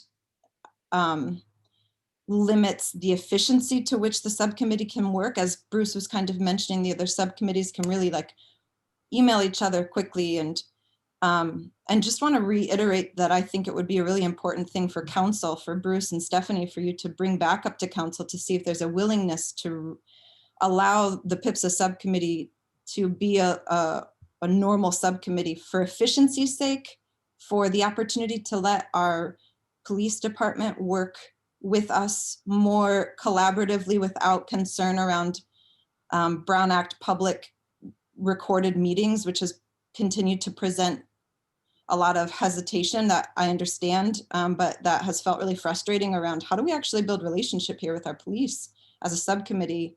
And so just want to throw that out there because it does relate to the facilitation. I would love for the subcommittee to not have to have that full facilitation and to have Alexandra lead us as the chair and to pay her for that work. Thank you. Yeah, Lisa. Okay, so I just want to say it's 8:37 and I have lost track of the timing on this item. So I apologize. And I'm going to mention that we need some time for public comment on items on the agenda, public comment on items not on the agenda, and our closing. So I'm just putting it out there, and I apologize. I got a little too Okay. about the conversation. Yeah. The other thing, Doing amazingly well. So. Good. Sorry, just. The other thing that I wanted to just get clarification. So basically, the ask at this point is that one, that is, if it's possible for the PPPSA to not be a subcommittee that's not a Brown Act regulated committee, so that it can facilitate the work. And the second ask sounds to me like Alexandra would like to have an hourly wage for chairing the main Res J. Is that, am I hearing this correctly? And so I'm just like, I think these are both amazing ideas. I want to also note that we have a planning commission that does just a ton of work and doesn't get paid. And granted, there are different dynamics being a planning commissioner than being on this commission, and several other committees where nobody gets paid and yet they do a huge amount of work. So I'm just going to say that that is going to come up if we have this type of suggestion, and we need to be prepared for how we want to counter that. And it sounds like people have, talking points. And the town council does a huge amount of work, and I think they are allowed a stipend of $300 a month, Right. Staying up all night and getting yelled at. So, I just want us to be sensitive to how people in the community will already, view what we're doing, that we're kind of a different type of committee, but I just really want us to think about how we're going to talk about that with the community. Thank you. And I'll say I very much concur. Thank you for those comments, Lisa. And that is accurate. $300 a month is what a council member gets, which if you're really, really efficient and make all your own signs, that might cover the cost of campaigning and getting elected and leaving nothing for the burrito that you grab for your only meal of the day. So it's, yeah, there would be that public perception, and that could be a hard sell, but I really appreciate Alexandra's courage and vision in bringing it up. It would be wonderful if all the things that we do in the world for our community and for the world at large could be compensated, as well as the things that people do that sometimes you wonder what the value of it is. Like getting us to buy things we may not even need. Okay, continuing, that's Griselda. Griselda, you're muted. Yeah, it's Yeah. sticky for some reason. I understand your point, Bruce, how people who work for community should be, it would be a better world if everyone was compensated. However, I think this is a question of equity, and that's really important, and it stands on a different ground because of that. So I wouldn't lose mind or track of that particular piece. Mm-hmm. Yeah, thank you.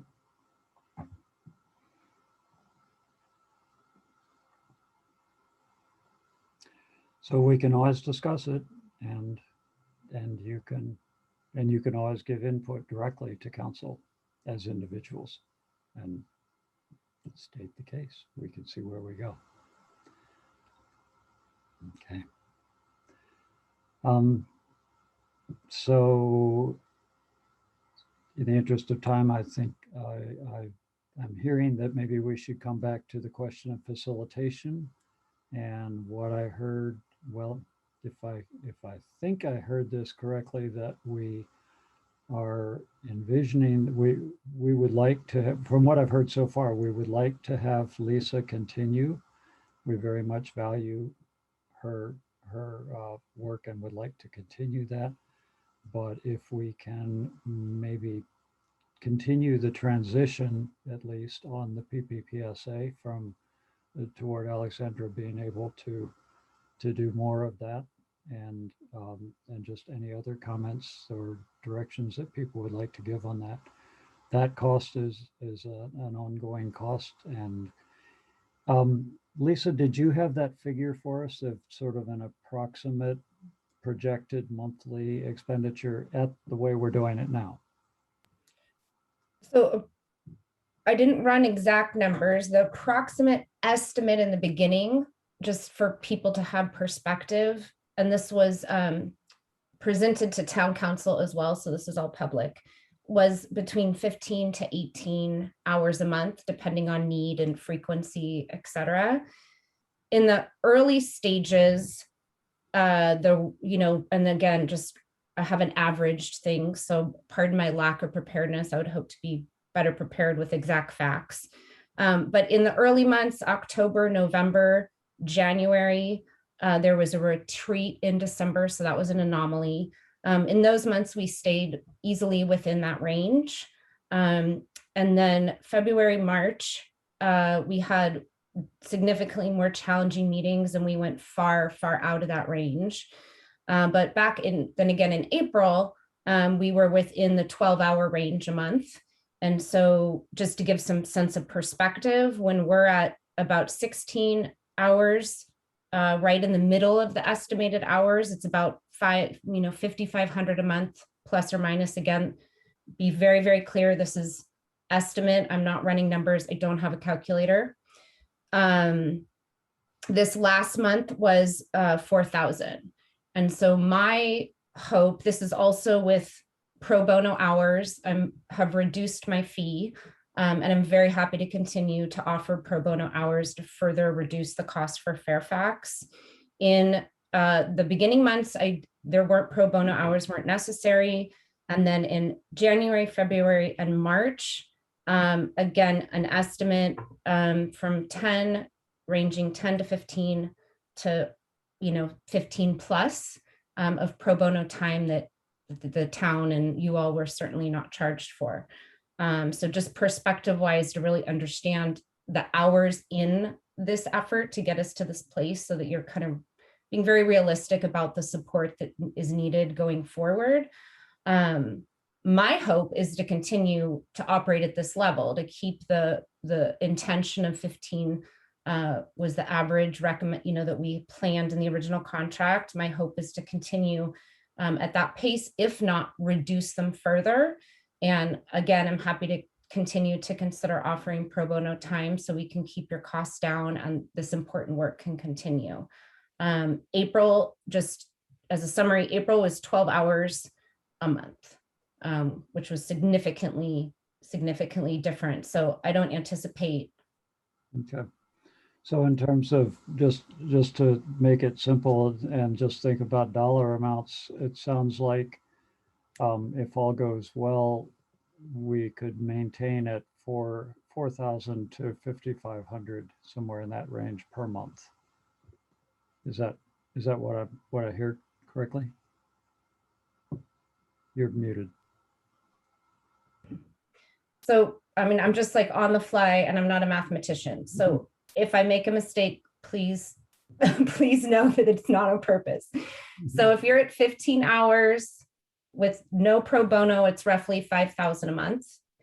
It is going to go up and down. I do think moving forward, we can, have a cap, and then I can speak to the chairs about what it means to move beyond that cap. I think that would be my recommendation.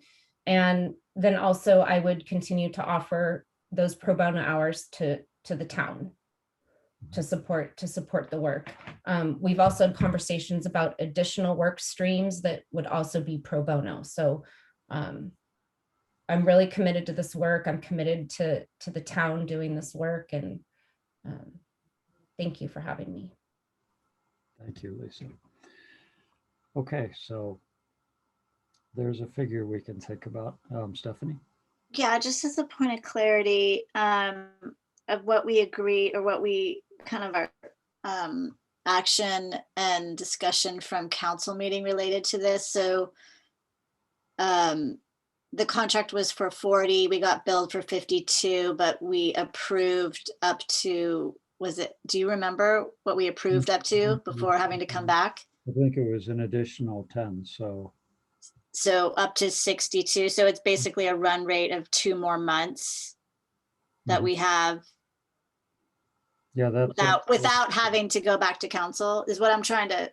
Yeah, that's why I said, and I should have calculated this out before, but my guess is we're at about 35,000 that's left in our budget is what I'm. Yeah, I'm just trying to understand what, because we'll need to go back to council with if there's an additional ask. Yeah. Because we're approved up to 62, I guess, right? Yeah, Is that your understanding? that's my understanding, yeah. Okay. So that would mean that we should have around 35,000 just roughly left in the 100,000 that we haven't budgeted or spent.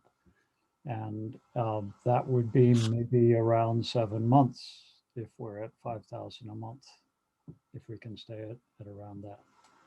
So. And the 62 gets you to June, or that's what I'm not clear on. I'm sorry, I didn't calculate this. There was way too much going on this afternoon and I didn't get to it. But to look at the last invoice, which we have the absolute right up until the minute invoice, but I haven't looked at it and calculated that and yeah, where we are in the total budget. But if we assume that we're basically at the council's allocation now, that would be a conservative assumption. So for our purposes, let's not assume that we have anything left of that. And then just rounding a little bit even farther from that, that's where I come up with about 35,000 that we probably have left in the 100,000 that was given to ResJ at the beginning. So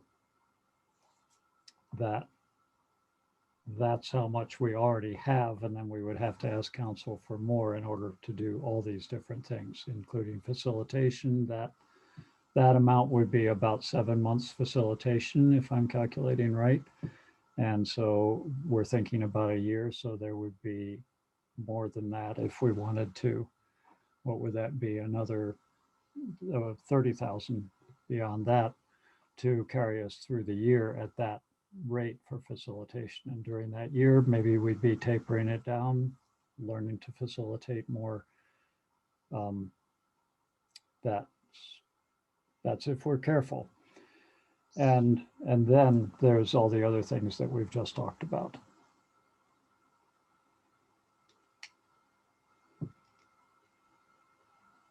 And I don't know what you're thinking, Stephanie, but to me, that sounds like something that we could go as a starting point to council with and say, well, okay, this is what we've come up with. And then council may say, well, some of those things, yes, some of those things, no, some of those things, maybe they have some ideas for ways that we can save money on it. I don't know. Well, it's not, it's kind of boxing out okay. If you think of, so the total amount we heard was 52,000 in terms of the asks, right? Mhm. But there's buffer in there, right? Because the racial covenant, we don't know, right? So that was budgeted for 20, but let's say it's Right. 10 or 5, Mhm. Mhm. So it could come out, it could net down to 35 pretty easily, because I don't, and the 3,000, I've already spoken about that, but that's extremely low. So, and that's why, to my other earlier point about prioritization, maybe that's where this needs to go. If you have 35 to work with, how do we rank order? I mean, that's been my experience in these kinds of. Mhm. Yeah.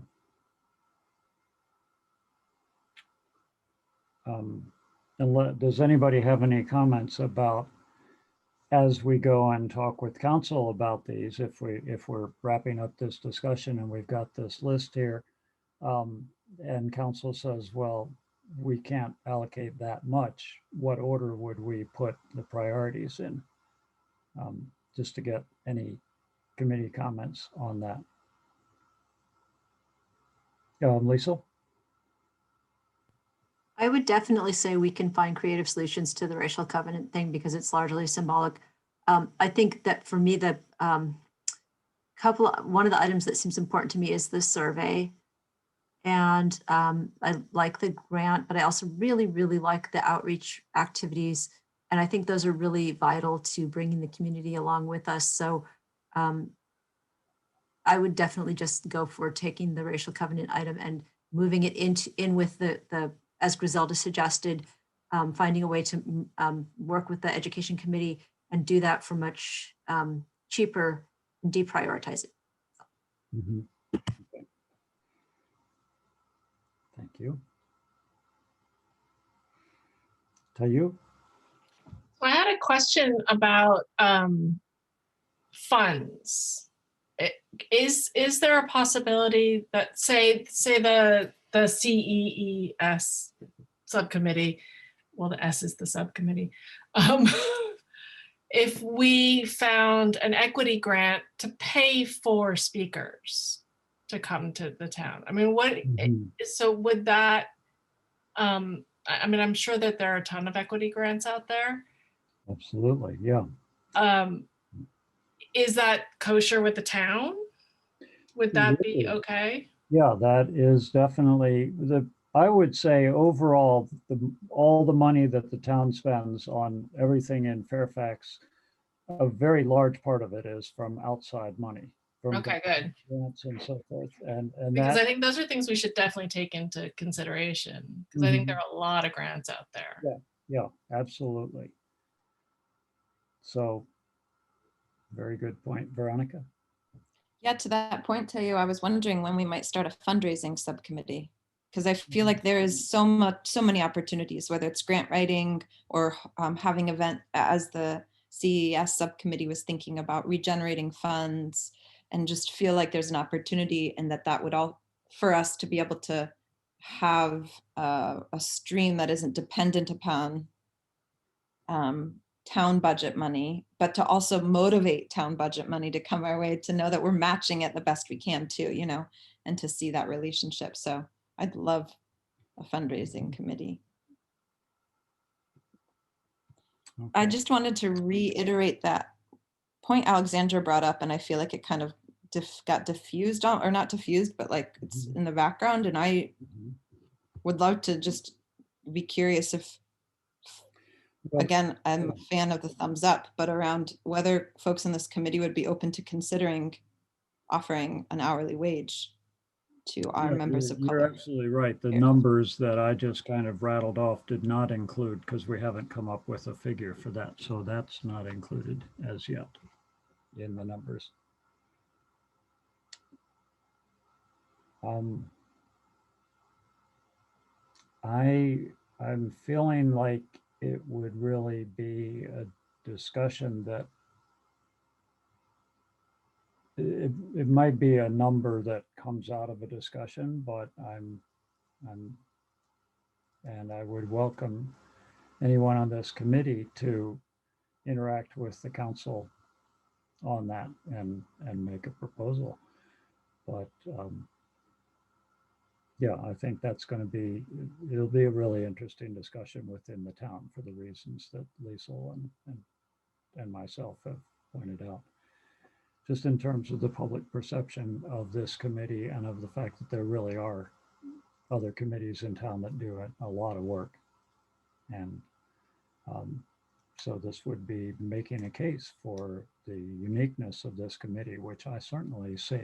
It is a very different situation. Alexandra? Yeah, so there was a comment made about the PPPSA continuing to transition. Unless I have confirmation, I'm not willing to transition away from Lisa. I have to set my own boundaries, and I have to acknowledge the harm that has been caused by the work. And I mean, I want to make it clear that I know the, you know, the time volunteer for, so I'm not asking for like to be paid for the meetings, right? Like I volunteered to be here and I'm going to continue to volunteer to be here. I'm more talking about the prep time, the agenda making, you know, I mean, I think Lisa and I hit a record today, but we were done in 12 minutes.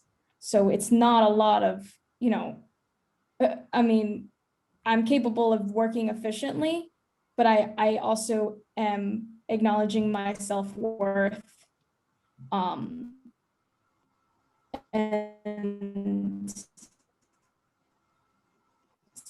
setting boundaries for myself. So that's where I'm at with that. We want to keep Lisa cool.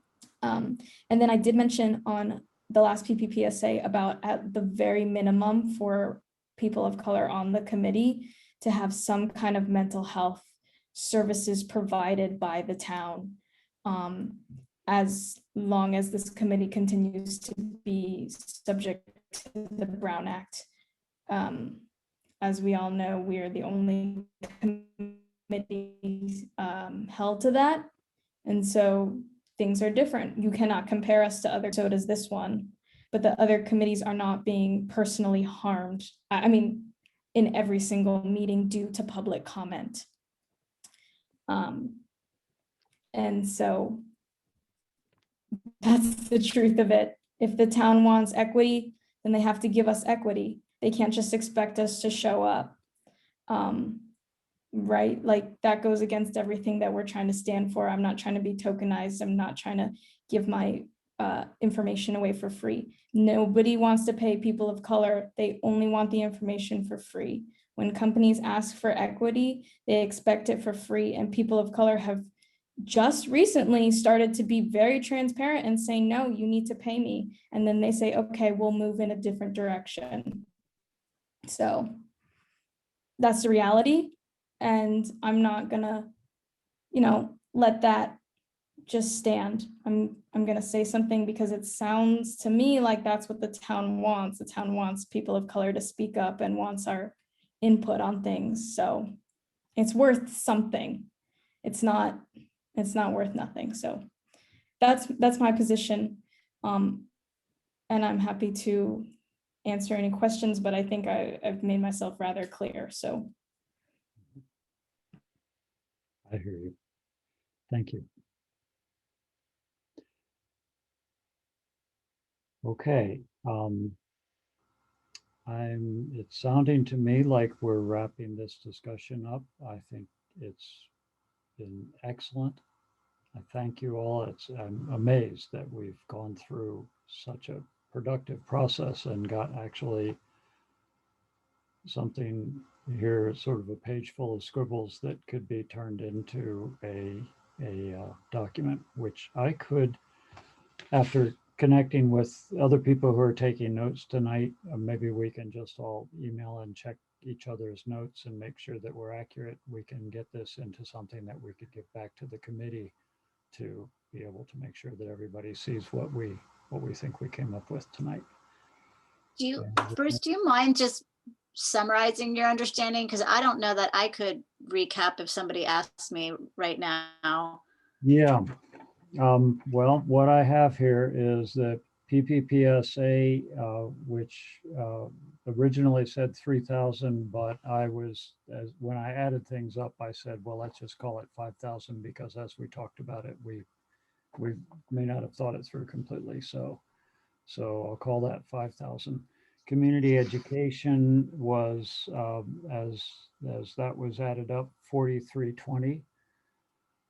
Policy, there was the highest priority was the grant, which was 22,500, and the other one, which would be a lower priority if push comes to shove, which it might, and also might be able to be done for much less, was the racial covenant work. That was originally 20,000, but we hope that it could be for quite a bit less.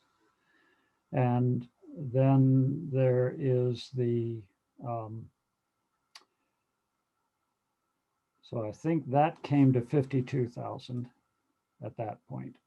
And then the facilitation, we were thinking we had about 35,000 left in our 100,000. And if we added another 25,000 in this year's budget request, that should be, that would be 60,000, which would be 5,000 a month. So that's the kind of taking it very carefully estimate for Lisa's facilitation. And these are the figures that I have. Correct me if they don't seem right.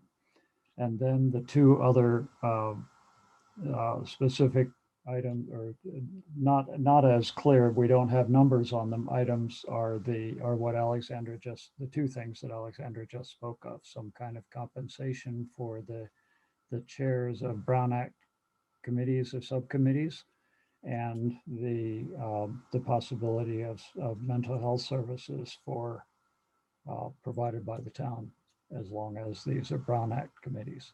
So, and then along with that, the consideration of maybe the PPPSA not needing to be a Brown Act committee.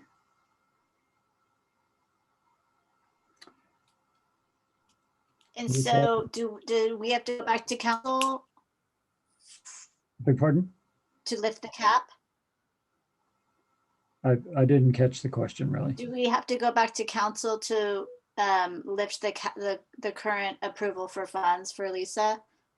Yeah, I think so. I think the assumption by council is that we don't just spend $100,000 anywhere we want to, that we come to council and get it done. So that's why that cap. But in this case, if we were to ask for these funds and we were to get some or all of them, then that would be, that's where council has acted and said, yes, we like the idea of you doing a survey, $5,000 for the survey, go for it. So then, you know, that's our. I guess I'm trying to hone in on what specific direction we're giving to staff to increase the new cap. Mm-hmm. Well, maybe we should discuss that if we have time at this point, just because we might be very close to the cap. So do you folks want to ask the council to add more to the cap so that within the 100,000 we already have allocated, so that Lisa can continue and we don't have an interruption in her work? Okay, so the next ResJ meeting is a month from now. That'll be after the council's budget discussion. So the budget won't be written at that point, where we will have had the discussion and be clear on it at that point. But So, and up to 100,000, are we saying? Or that's what I'm trying to hone in on, because the staff needs direction on the amount. Yeah, the way I was just thinking about these numbers was that when I said I thought we had around 35,000 left in that 100,000, when I talked about that was in the part about the facilitation. So yeah, my assumption was that that's the decision of this committee, to continue to ask for Lisa's help and to think around $5,000 a month should do it. So for a year, that would use up the rest of the 100,000. We would ask the council to allocate that, and then we would need 25,000 more into next year's budget in order to complete that. So yes, lift that cap. Lisa? Just clarification. So the estimate was between 15 and 18 hours. And if the hope is to reduce it further, I'm really big on public transparency. So I think it's really important that community knows, you know, I'm making great efforts to reduce at every possible step. If it's between 15 and 18 hours, if I did my math right, it's roughly between, you know, 5,250 and 6,300 a month. Hopefully it would be less than that. And then a point of clarification I also think is really important for transparency, because when the budget for your facilitator gets discussed, it's like this amount for facilitation. And if I was a member of the public, I'd be like, it was how much for her to facilitate a 3-hour meeting? So I just, I just want to be really clear. It's not just the facilitation that you're talking about when you're talking about the amount that you're being charged. That 1, there's a reduced fee, 2, there's pro bono hours, and then 3, it's facilitation It's agenda creation, agenda planning, content creation when needed, PowerPoint, all of that creation. I generally don't even charge for my full time when I do those things for you all. It's also any check-ins that are needed to happen with town manager, with the chairs, outside of our planning sessions for agendas. It includes any, what was the last thing I was gonna say? Oh, any follow-up that's needed for meetings, different things like that. So it's not just my time in a meeting right now with you facilitating, it's a whole host of services that I've been providing to the team and to the town. Yeah, and I just want to concur for the committee and for the public, having been with Lisa for some of that, it's enormous. I am exhausted and I've only been, I mean, it's incredible. Just being around that amount of energy has been exhausting. It's much more than you would think. So I'll just leave it at that. But yes, I very much concur that it looks easy from the outside, but you know, that's when something is well done, is when it looks easy from the outside. Okay. I've also just one And I quick think we're addition. Probably, how are we doing on time? How far are we over? So we're at 9:08 and we're supposed to end at 9:30 and we still have to do public comment Yeah. twice and et cetera. So I just want to, you know, whatever we decide about time, I'm supposed to let you guys know that. Okay, I'd like to suggest turning it back over to Lisa so that she can more efficiently finish us up with this topic. And my main question is, are we done with this budget discussion at this point? And can we go on to public comment and closing up the meeting? Are people comfortable with that or not? Lisa, are you? I'm just not clear if we were supposed to have come to a decision and if we did come to a decision, but I mean, I'm okay moving on to.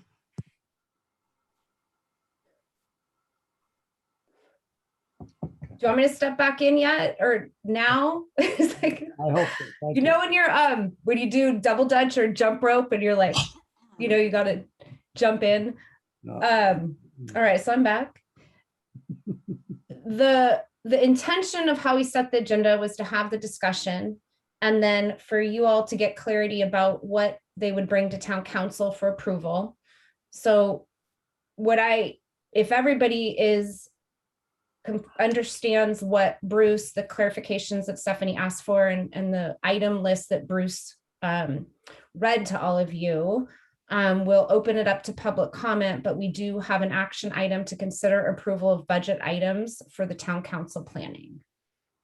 So the intention of this time was to have a goal that you would put forth a proposed budget to town council. So first I'm going to ask, does anybody need further clarification on what the budget? I realize we don't have it in writing. I'm a visual learner, so it's hard sometimes for me to track it auditorily. Does anybody need clarification before we open it up for public comment on the list that Bruce will be taking to town council? Stephanie. Thank you. So I'm just like looking ahead as I tend to do, and how that conversation could go at council in terms of requesting another 25K. And it might evolve into, like I said, a prioritization discussion. So I do think you need that input. So it sounds like the committee, like top priority, if I'm not mistaken, I do not want to speak for others, but I'm just reading body language that the commitment to fund Lisa is there through, it sounds like the end of the year, and that's going to take I don't know what that takes us to, but I think that's what we're going to need, Bruce, at least, you know, if I think about it totally objectively, that's the line of questioning I would go down. And, you know, without having the insight that I do, I would say, you know, well, you know, if there's a council member that says, no, you know, we're not giving you more than 100. So what do you want to do with the 100? You know, that's a logical question to be prepared for. And I don't know that I could answer that question based on how we, Yeah. So that's, I concur, that's a question that we should be as clear as we can on. Yeah. I've gotten some prioritization, like the grant is a higher priority than the racial covenant work. Yeah. I got some clarification on that. Specifically, is continuing to fund Lisa the very high priority on the list? If we can't get everything we asked for, which is entirely possible. I'm seeing nods. I think, So Bruce, can you confirm? So why don't we do this? So we're at 9 o'clock, almost 9:15. This item took about an hour, if I'm estimating correctly. Mhm. I think you have two choices right now, and if there's more, obviously, please speak up. So confirm the list and prioritize now, so that the intent of this item was it could be taken to town council urgent, in time for a decision in alignment with their budget planning. Take the time now, add time on right now. We'll restate all the items. As Bruce restates, normally I'd offer a Jamboard, but I'm nervous I would crash our Zoom if I tried to do that on the fly with all of you and the public. So I would say Bruce could read the items and people can make note of what their priorities are. Then he can read them again and we can attempt to order them together as a team. I think that will work if you feel very clear on your own priorities. If we need to have discussion and a visual, so people can really attend to the order of things and we can play around and you all can reorder them, then I'm not sure that that's going to be possible in this meeting without extending the meeting time. And so what I'd like to do is just option A is that we continue to just for clarity, option A is we continue to discuss, Bruce reads the final list, you order them, and then he confirms the order, just thumbs up. And then that would be the proposal that we'd open to the public, and then you would vote on it. Option B is that you feel you need more extensive thinking time or a visual or a team effort to reorganize the order, and in which case you'd have to make a decision to either continue this meeting or extend it. Tayo. Okay, so I have a question, and this just might be my mind that doesn't work in budgets. So the budget, Nobody. the proposal to town council is for the budget for the next fiscal year. Am I correct? Yeah, that's what the council is discussing. Right. From our point of view, it's June through, or July 1st through June of next year. It's to inform the planning, but it's also, I'm sorry, Bruce, did I cut you off? No. Okay.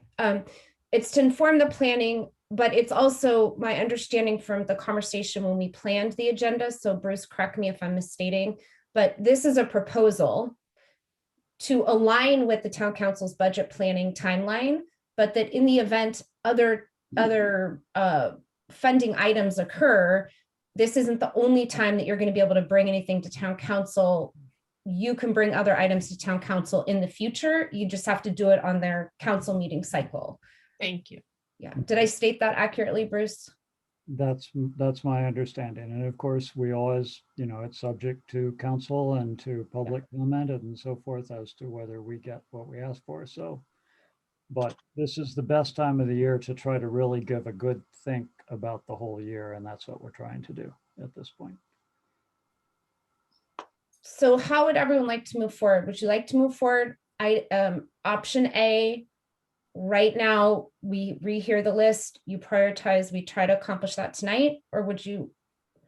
Okay, I'm seeing everyone's thumb, so I won't even, Lisa, I didn't see yours though, actually, or Stephanie's. All right, so I'll read these and I'll try to keep it really simple. If you want to jot them down, I'll give one word for each one.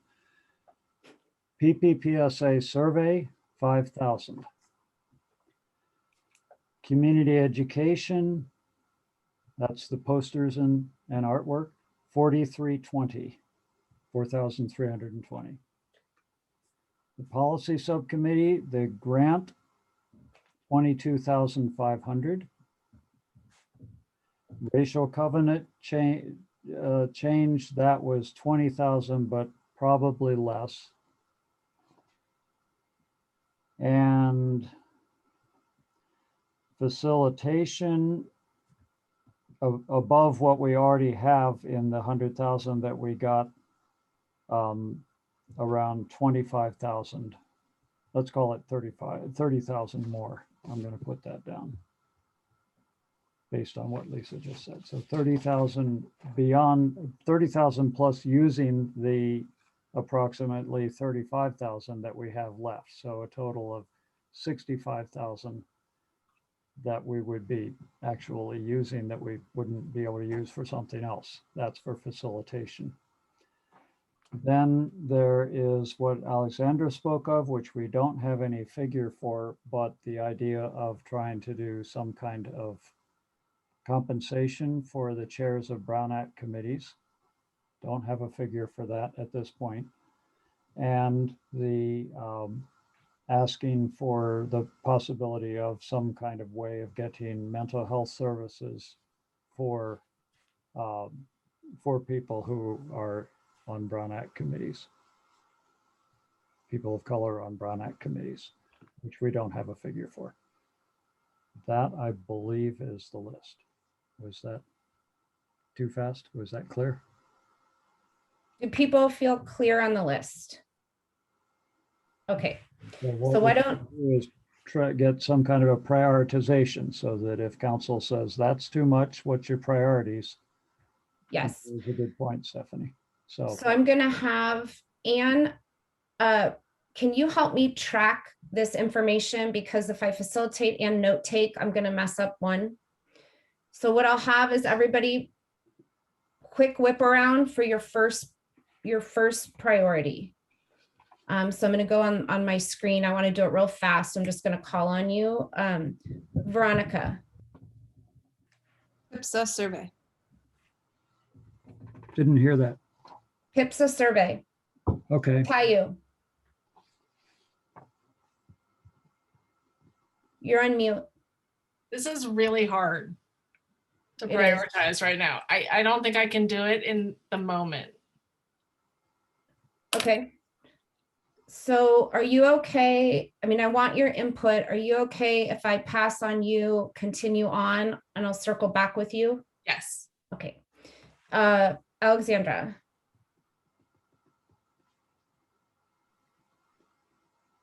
You're freezing. Can I just?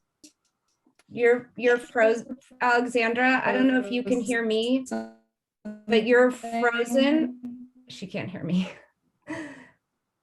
I'm like, timeout. There's no app. I don't know how to make app.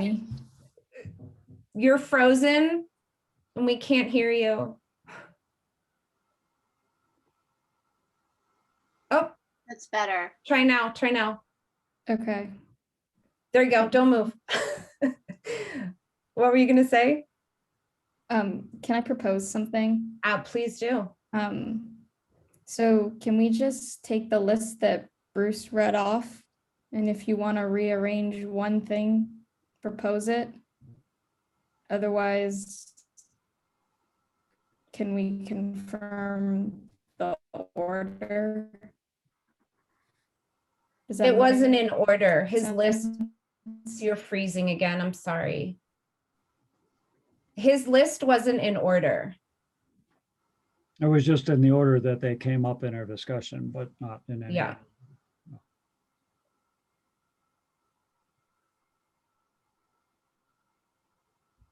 You're frozen. I don't know if you can hear me. Nope. I just heard that, but I didn't hear anything before it. Try now. Alexandra, maybe if you turn off your camera. Can you hear me? Yes. Yes. Because I think this is gonna get really complicated, like if we can't see what each other's like lists are. So I'm saying like if we take the way that Bruce just randomly ordered them, and then like if there's a particular shift you want to make, then you would propose it versus us kind of randomly taking tally of whose order, like who puts what first, Mhm. if that makes sense. If it doesn't, let's just move on because I don't want to waste the time. So I'm open to whatever the team wants. I think that if we go by each person's reordering, it's either going to take longer or the same amount of time. The option is that I take 3 to 5 minutes and I put a Jamboard in front of us so the public can see it and we write those items, but I can do it, or Anne, I don't know if you've worked with a Jamboard before, but then we have to give access. We can do it on a Google Doc and people can put X's in their order. But it's actually more efficient to just go through each choice round than it is to do the reordering in my past experience. Serena. I'm just wondering, like, maybe, I don't know, to see if how everyone feels about maybe like getting a couple of these off of the option right now, just thinking about the ones that we don't have a figure for yet. Maybe if we can revisit that later, if everyone feels like comfortable with just revisiting that once we have a figure, so we can just knock those out of the order. If we did that, we would have 5 items, which is manageable. Okay, so can I just get an informal thumbs up to that proposal that we take out? So what she would be, what I hear your recommendation, take out compensation, we don't have a number, take out mental health services, we don't have a number. Okay, can I, and so I didn't, sorry, just keep them up. I got to scan. Thank you. All right, so I'm removing compensation, I'm removing mental health. We have PIPSA survey, the community ed, policy, racial covenant, which I believe is potentially not as expensive as that, 20,000, and facilitation. And if you just order them 1 to 5, I think we can go very quickly.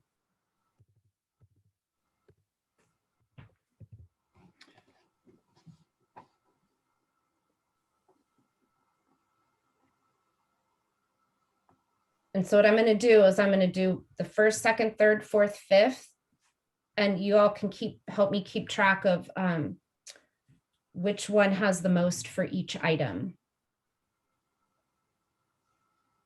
And then Bruce, so Anne, if you'll help me with the information, and then Bruce, a synthesis to make a proposal that can be commented on by the public. So can I continue as we were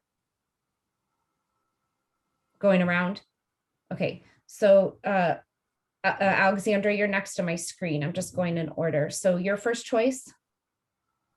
Facilitation. Okay, Griselda. Facilitation. And Sophia? Facilitation. I'm sorry, I'm brushing my teeth. That's okay. Stephanie?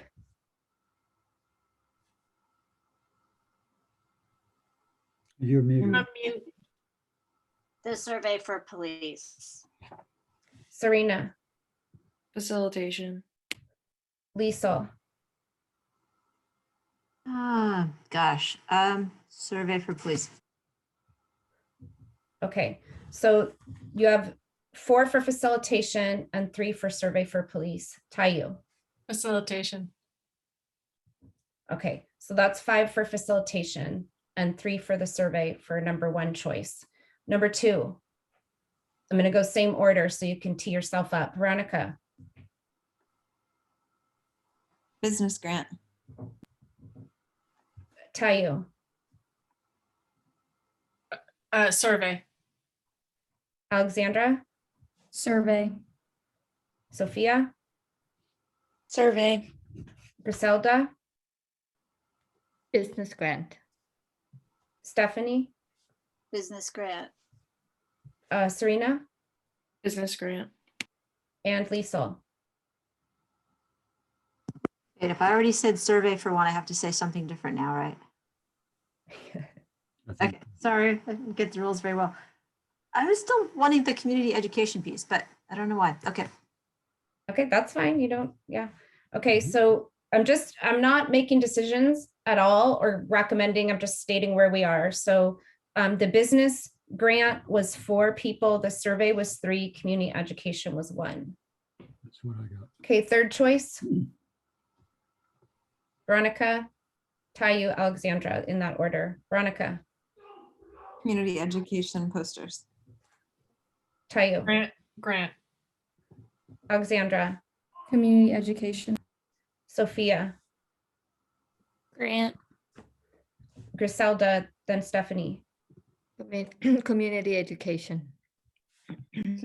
Community education. Serena, then Liesel.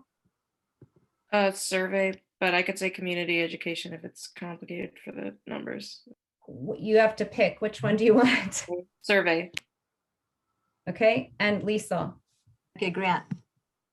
Okay, so for that one, there was 4 for community ed, 3 for the grant, then 1 for survey. Fourth choice. Facilitation. Tayu. Yeah. Okay, Alexandra, Sophia, Grant. Community education. Griselda, PPSA. okay, and Stephanie, and then Serena, Facilitation. and then Liesel. Oh, I said the community education. Okay, I'm confused. So what- Sorry, I'm sorry, Serena, I missed you. What were you? Yeah, community education. Okay, thank you. Liesel, So now what, we're on the 4th? yes. Oh, I'm just gonna abstain. I'm not sure. Okay, so this is usually what happens when you get to your 4th choice, right? It's like everybody's all over the place because you already voted on the other one. So facilitation, 2 for 4th choice, community ed is 3, grant 1, PPPSA 1, abstain 1. Last choice, this helps you narrow it down. So Bruce will be ready with a proposal. Racial covenant. Racial covenant. Covenant. Covenant. Sophia, okay. Griselda, Abstain. Stephanie, Covenant. Covenant. Liesel. Sure, covenant, let's do that. All right, so that wasn't too bad. That wasn't too bad. So for that, we clearly have racial covenant is the last choice, and there's 1 abstention. Okay. All So right. What's your process for this? Can you synthesize this into an overall prioritization for the 5? I don't know how you would do that. Yeah, but I want Anne to back me up because this is numerical and I don't want to miss a step with the choices and get it wrong. So for your first, I'm just going to read them again. And this is just to get you to a place of prioritizing to get the public to comment to vote. So first choice was facilitation was 5. The PPPSA was 3. Your second choice was the business grant was 4. Your survey was 3 and community ed was 1.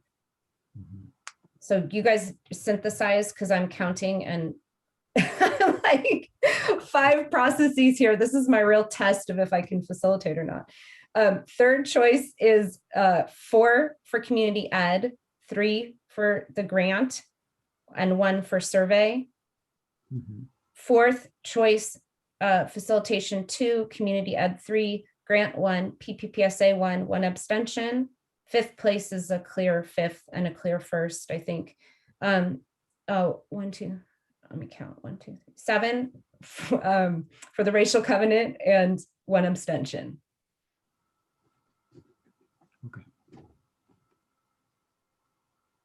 Can I note that Bruce didn't vote? I don't think.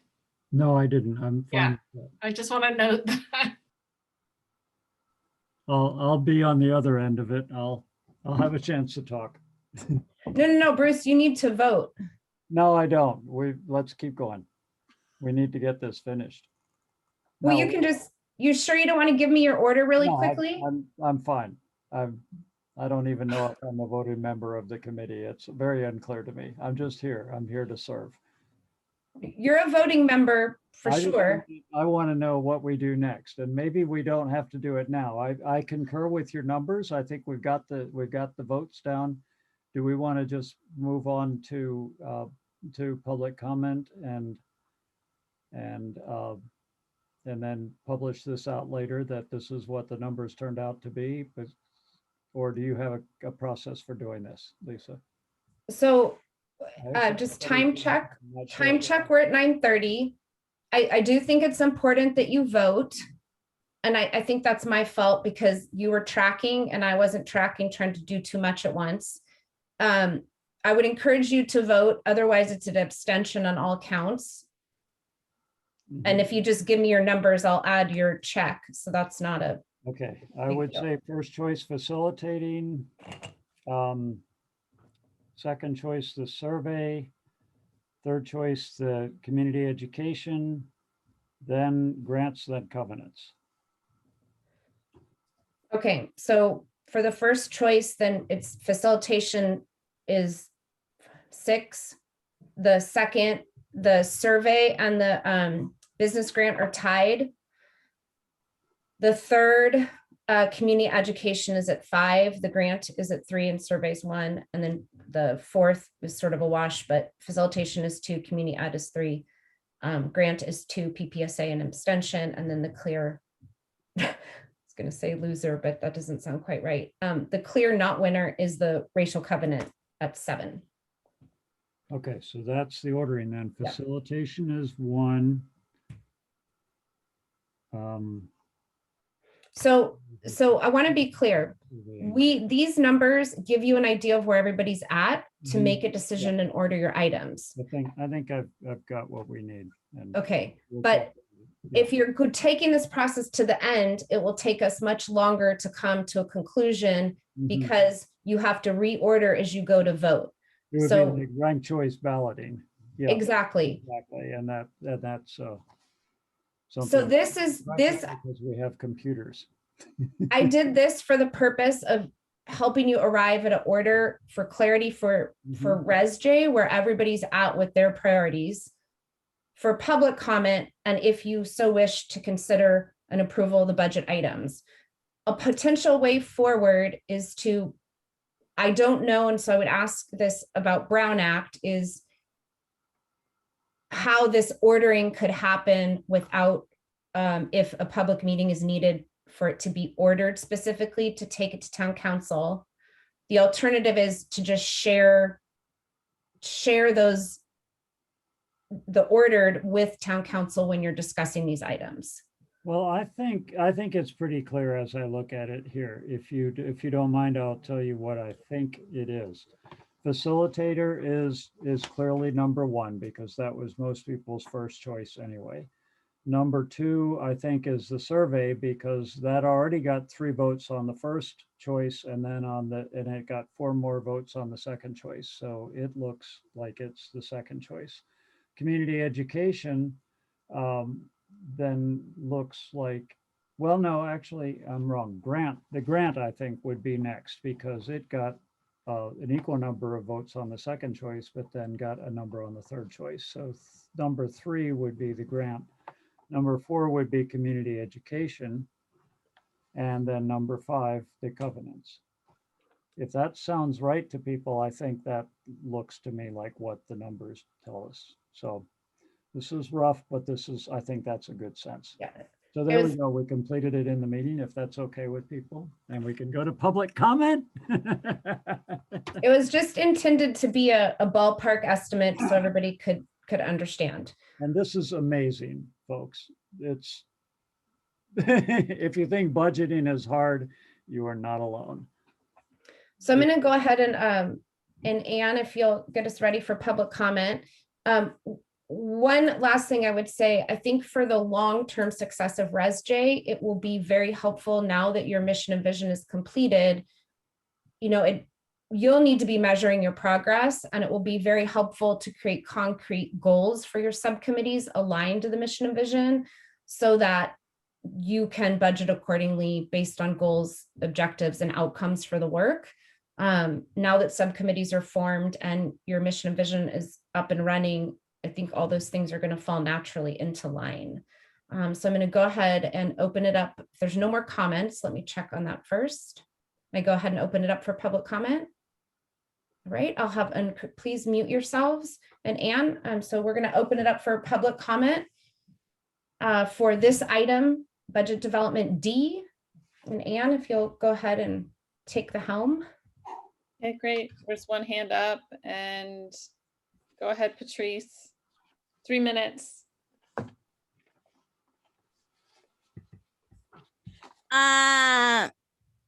Is this only to speak about the budget?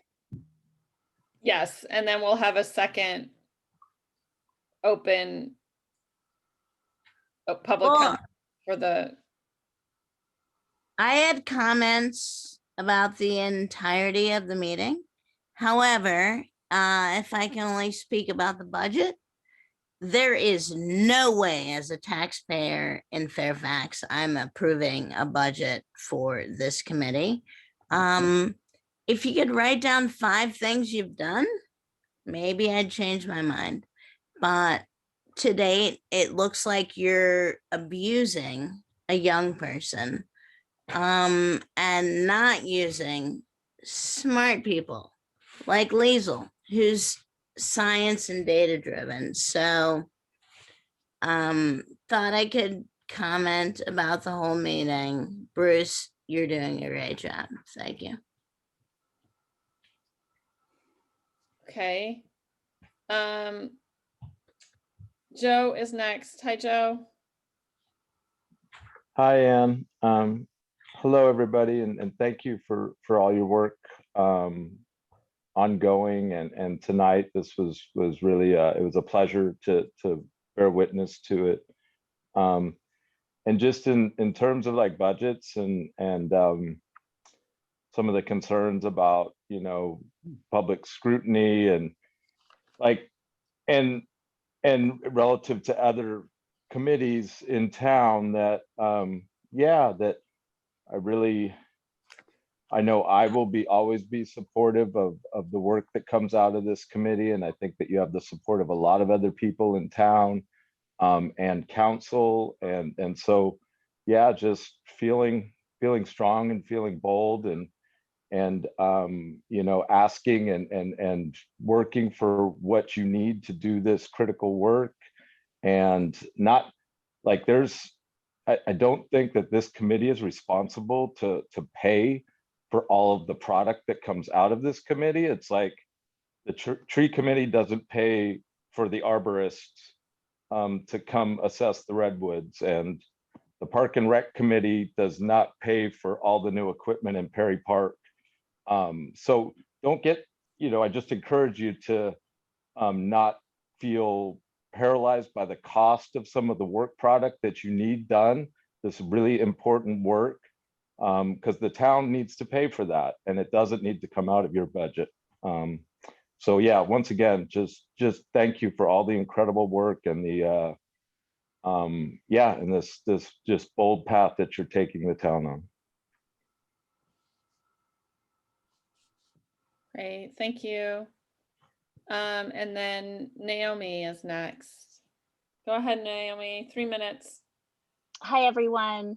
Thank you so much for being there tonight. I'm so impressed by all the work that each of you have done in the subcommittees and the way that you have come back together in the ResJ to formulate a budget that really is very forward thinking. I'm really excited about the priorities that you guys have discussed, and I'm also impressed with the way that you were able to prioritize them.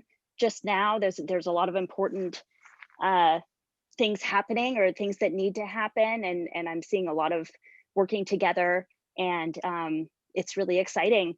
I think, yeah, I'm very excited about everything that's happening in those committees. In those subcommittees, I also want to lift up what Joe just said, that, you know, it feels really important to acknowledge that the work that's being done here is for the benefit of the town, and that, you know, the limitations of this particular budget, I think, you know, I think it's good to continue to think expansively. So please keep doing what you're doing. And then on the question of the artwork for the poster design and all of those elements involved in the survey too, the potential of the possibility of using an outside firm for this survey. I imagine that you are all already thinking about this, but as far as supplier diversity, I think it would be really amazing to obviously work with a graphic designer who's a person of color, or a firm of, you know, a Black-led business for all of these different elements that you're planning. So great job. Keep doing it. Thank you. Okay, great. There's no other hands for this. Thank you, Anne. Thank you. I'll officially close public comment for item D. And I'll turn it back over to Res J now. If you would like to have further discussion, or you would, Liesl, was that just a time check? I wasn't sure what that was. Just noted that somebody put their hand up, but I think it was past the time. But anyway, I just wanted to know one of the attendees has their hand up now. It was after the time though already. So I would be happy to take that comment at the end of the meeting. So do you all feel like you need more discussion? We agreed also that you would be able to have an opportunity to respond to any public comment, and we have an action item potentially on the table.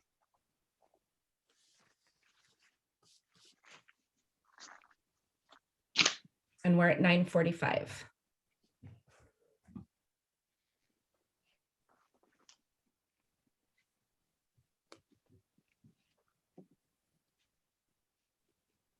So why don't we go in order? Any comments on public comment or clarifications? Okay, check that off.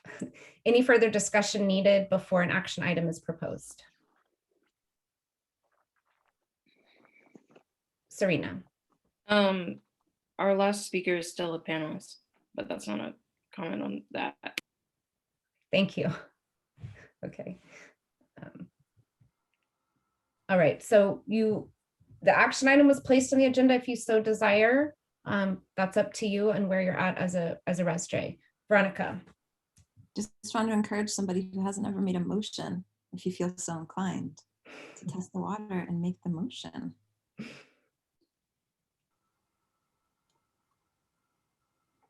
That's for me. I don't know how to do this. I motion. Yes. Okay, cool. And then what you'll do, so Sophia, you'll say, I motion, and then you have to follow up what you'd like to motion. You can think of a motion as like, I'd like to move this forward. So you'll have to make the statement about what you want to move forward for clarification for Res J. I would like to motion for the action item or for public comment. And can you clarify what you're motioning on for this action item? I'm sorry, I'm not Veronica. So if you make I'm going to just take a moment here, everyone. So if you make a motion, what you're really doing is making a proposal to your fellow team members. And you're saying, I propose X, that we move forward in X way.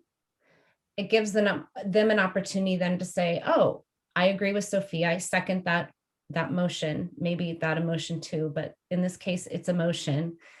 And then that's when we do roll call. So when you make a motion, you'll need to say, I want to make a motion, but then it's like you have to state what the motion is that you want to make so that your team members clearly understand how you want to move forward. Does that explanation make sense? I think so, yeah. Okay. So I'd love you to give it another try. just want to clarify, so not just saying action item, is there a particular action item I'm supposed to be? So motioning? we're still on item D. And then the action item on our agenda says, consider approval of budget items for town council budget planning. All right, I motion to consider town budget for town council planning. Is that close enough? I'm sorry. And then, no, you're doing great. I'm gonna prompt you a little more. So if you motion for approval of budget items for town council budget planning, can you clarify what you would like approved? Because we discussed so many different things. So just the ones that were the top priorities for us? Okay. Facilitation, the survey, and sorry, I'm trying to look at Bruce's. Facilitation, the survey, and then the third one was the grant, right? All right. Yep. And then education, the community education, and then the covenant, racial covenant. Yes. Okay. Ta-da! Guess what you just did? Emotion. Yeah! Awesome. So now we wait, Sophia, to see if anybody would like to second your motion, which is a different way of saying I agree with your motion and want it to go forward. Hi, you were waiting for you.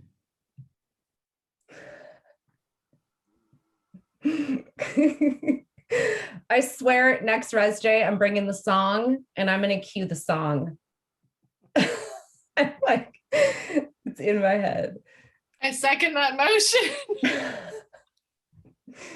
All right, thank you. We have a second. Anne, can you do roll call? Yep. Alexandra, Yes. Griselda, Yes. Cecil, Sorry, yes, as long as community education was in there, I wasn't sure I heard it. But Serena, Aye. Sophia, Yes. Tayu, Yes. Veronica, Yes. Bruce,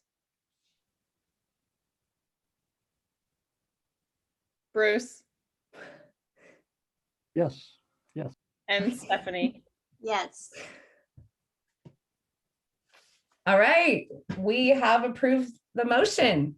Sophia, hey now. Woo! All right, congratulations, everybody.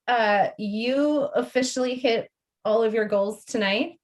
So that's just a little noticing there.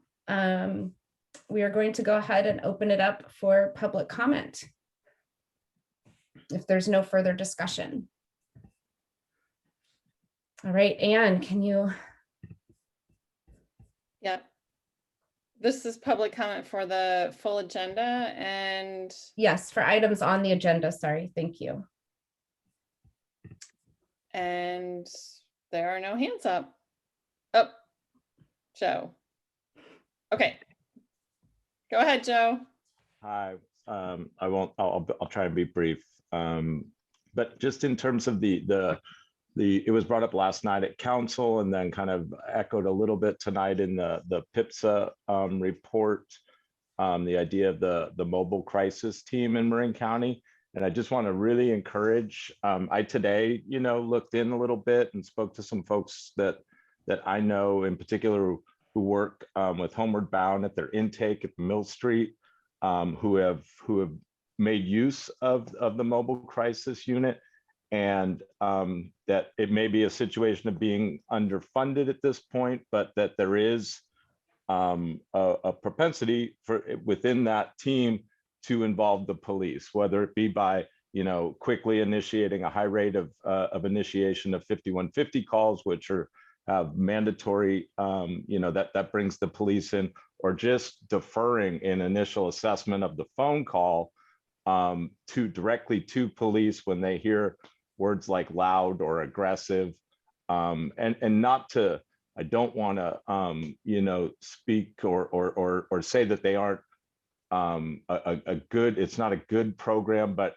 maybe that the municipalities, because there are, that it's not only the town of Fairfax, and listening to other council calls, that as budget season comes up, this is a topic, and that engaging this mobile crisis team is something that other towns want to do, as Vice Mayor Hellman suggested, but that maybe they be guided in how towns want them to respond. And maybe we look at other examples like MH First in Oakland, and some other successful programs in Denver, and use that also to guide.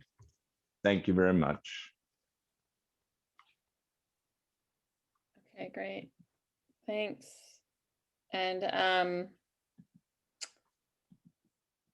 Naomi. Hi again. Just to jump off of what Joe was just talking about too, that's really great information. And I think I had been thinking about the speakers that you all were considering in the PPPSA. And I think it would be really amazing to include some speakers when that possibility becomes reality. Speakers from other towns who have taken on this kind of work, who have really done an amazing job with changing their entire public safety system. So I think it would be, yeah, there are people who are doing it, so let's bring them in. Thank you. Okay, thank you. That's it. No more hands.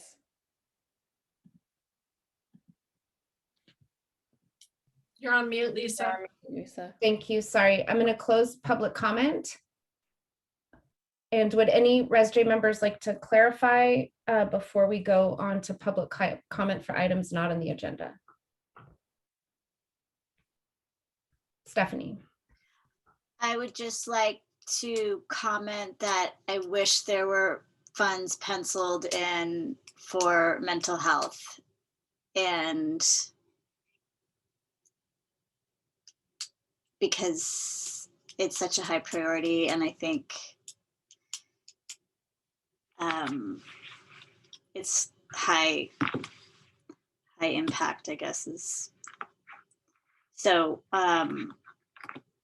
you know, it's never too late. I guess you could ask for it later, but I just would encourage that subcommittee to just pencil out something and prioritize it.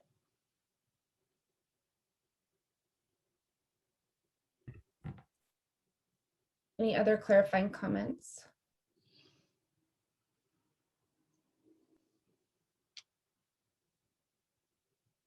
You're on mute again. Thank you. I'm like the opposite lady here. I'm going to go ahead and open it up for public comment for items not on the agenda. Thank you, Tayu. Okay, this is for items not on the agenda. Go ahead, Patrice. I just like to share my appreciation for the time I spent on this committee with that handful of people who really touched me and reached me, and I'll never forget. And those are Lisa, Bruce, Liesel, and Tayu. Thank you.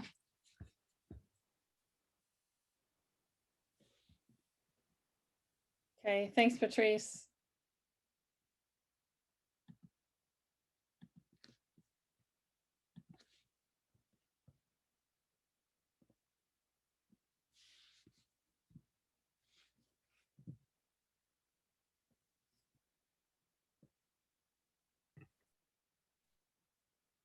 Anne? Yeah, that's it.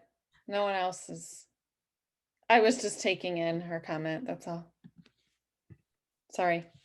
Okay, we're done, correct, for public comment? Yeah. Okay, thank you.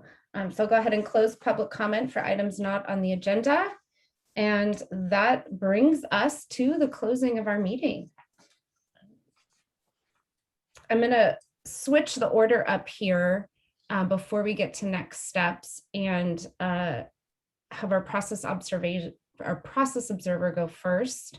And as they're doing process observation, I will open it up to the team to just speak of highlights, thinking about strengths of this meeting that we want to move forward into future meetings.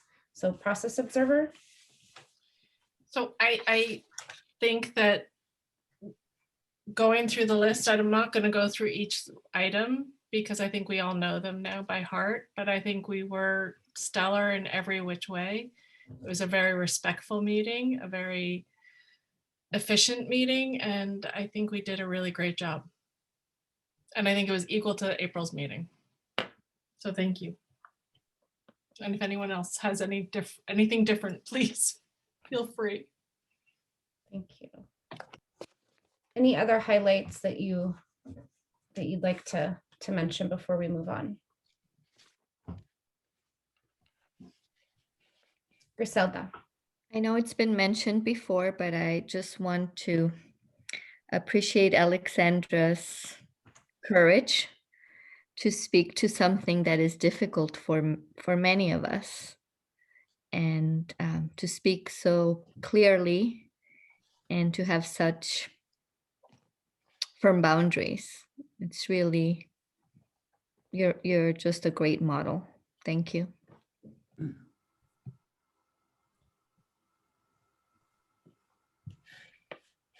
All right, if there's no other highlights for process observation, I will add, I think everybody's really played a role to contribute to really deeply listening and ensuring that we're having good dialogue so that you can all learn, listen, and be making the best decisions for the town of Fairfax. And I just really want to highlight how everybody's held to the norms and really helped grow as a team.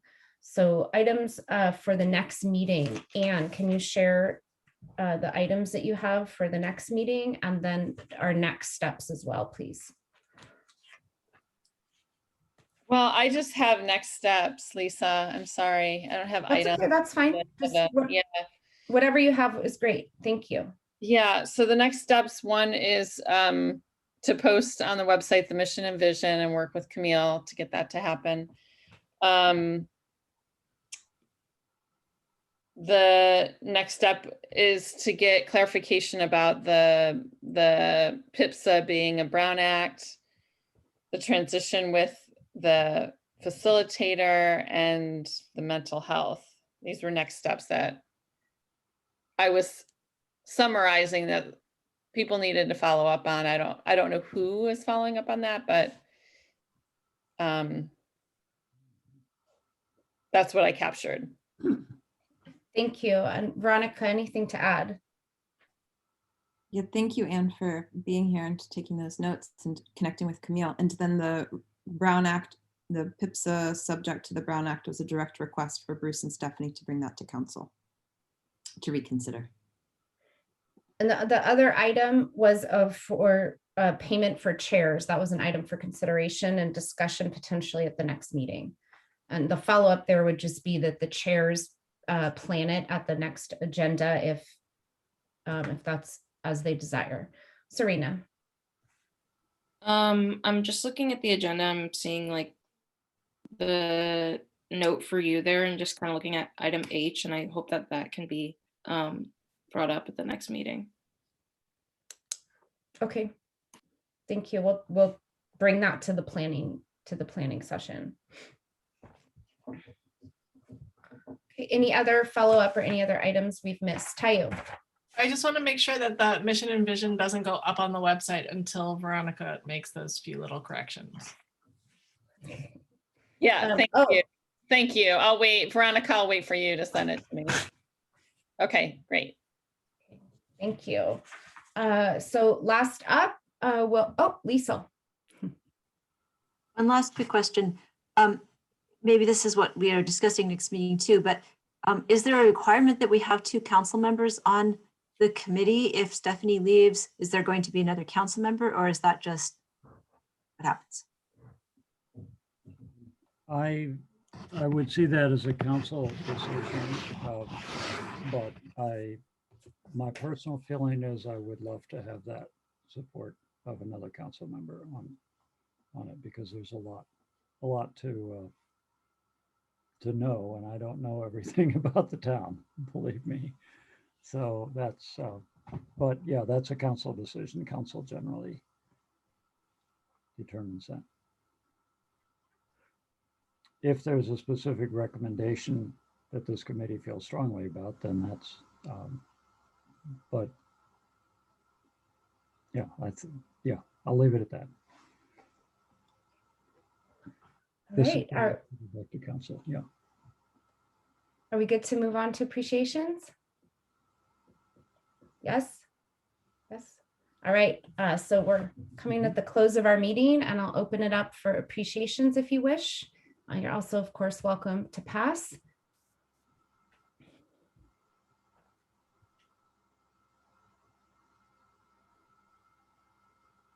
Griselda. I just want to thank Stephanie for all your work. You are very passionate and hardworking, and I will personally miss you. But thank you. Thank you. Veronica.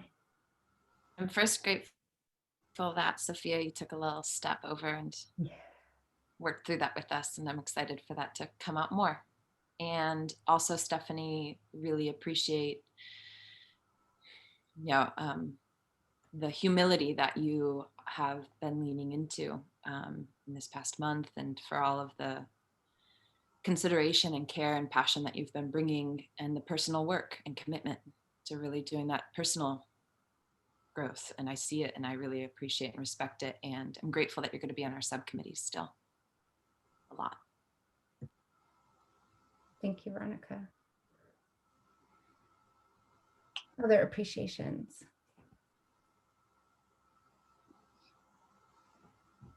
All right, Lisa.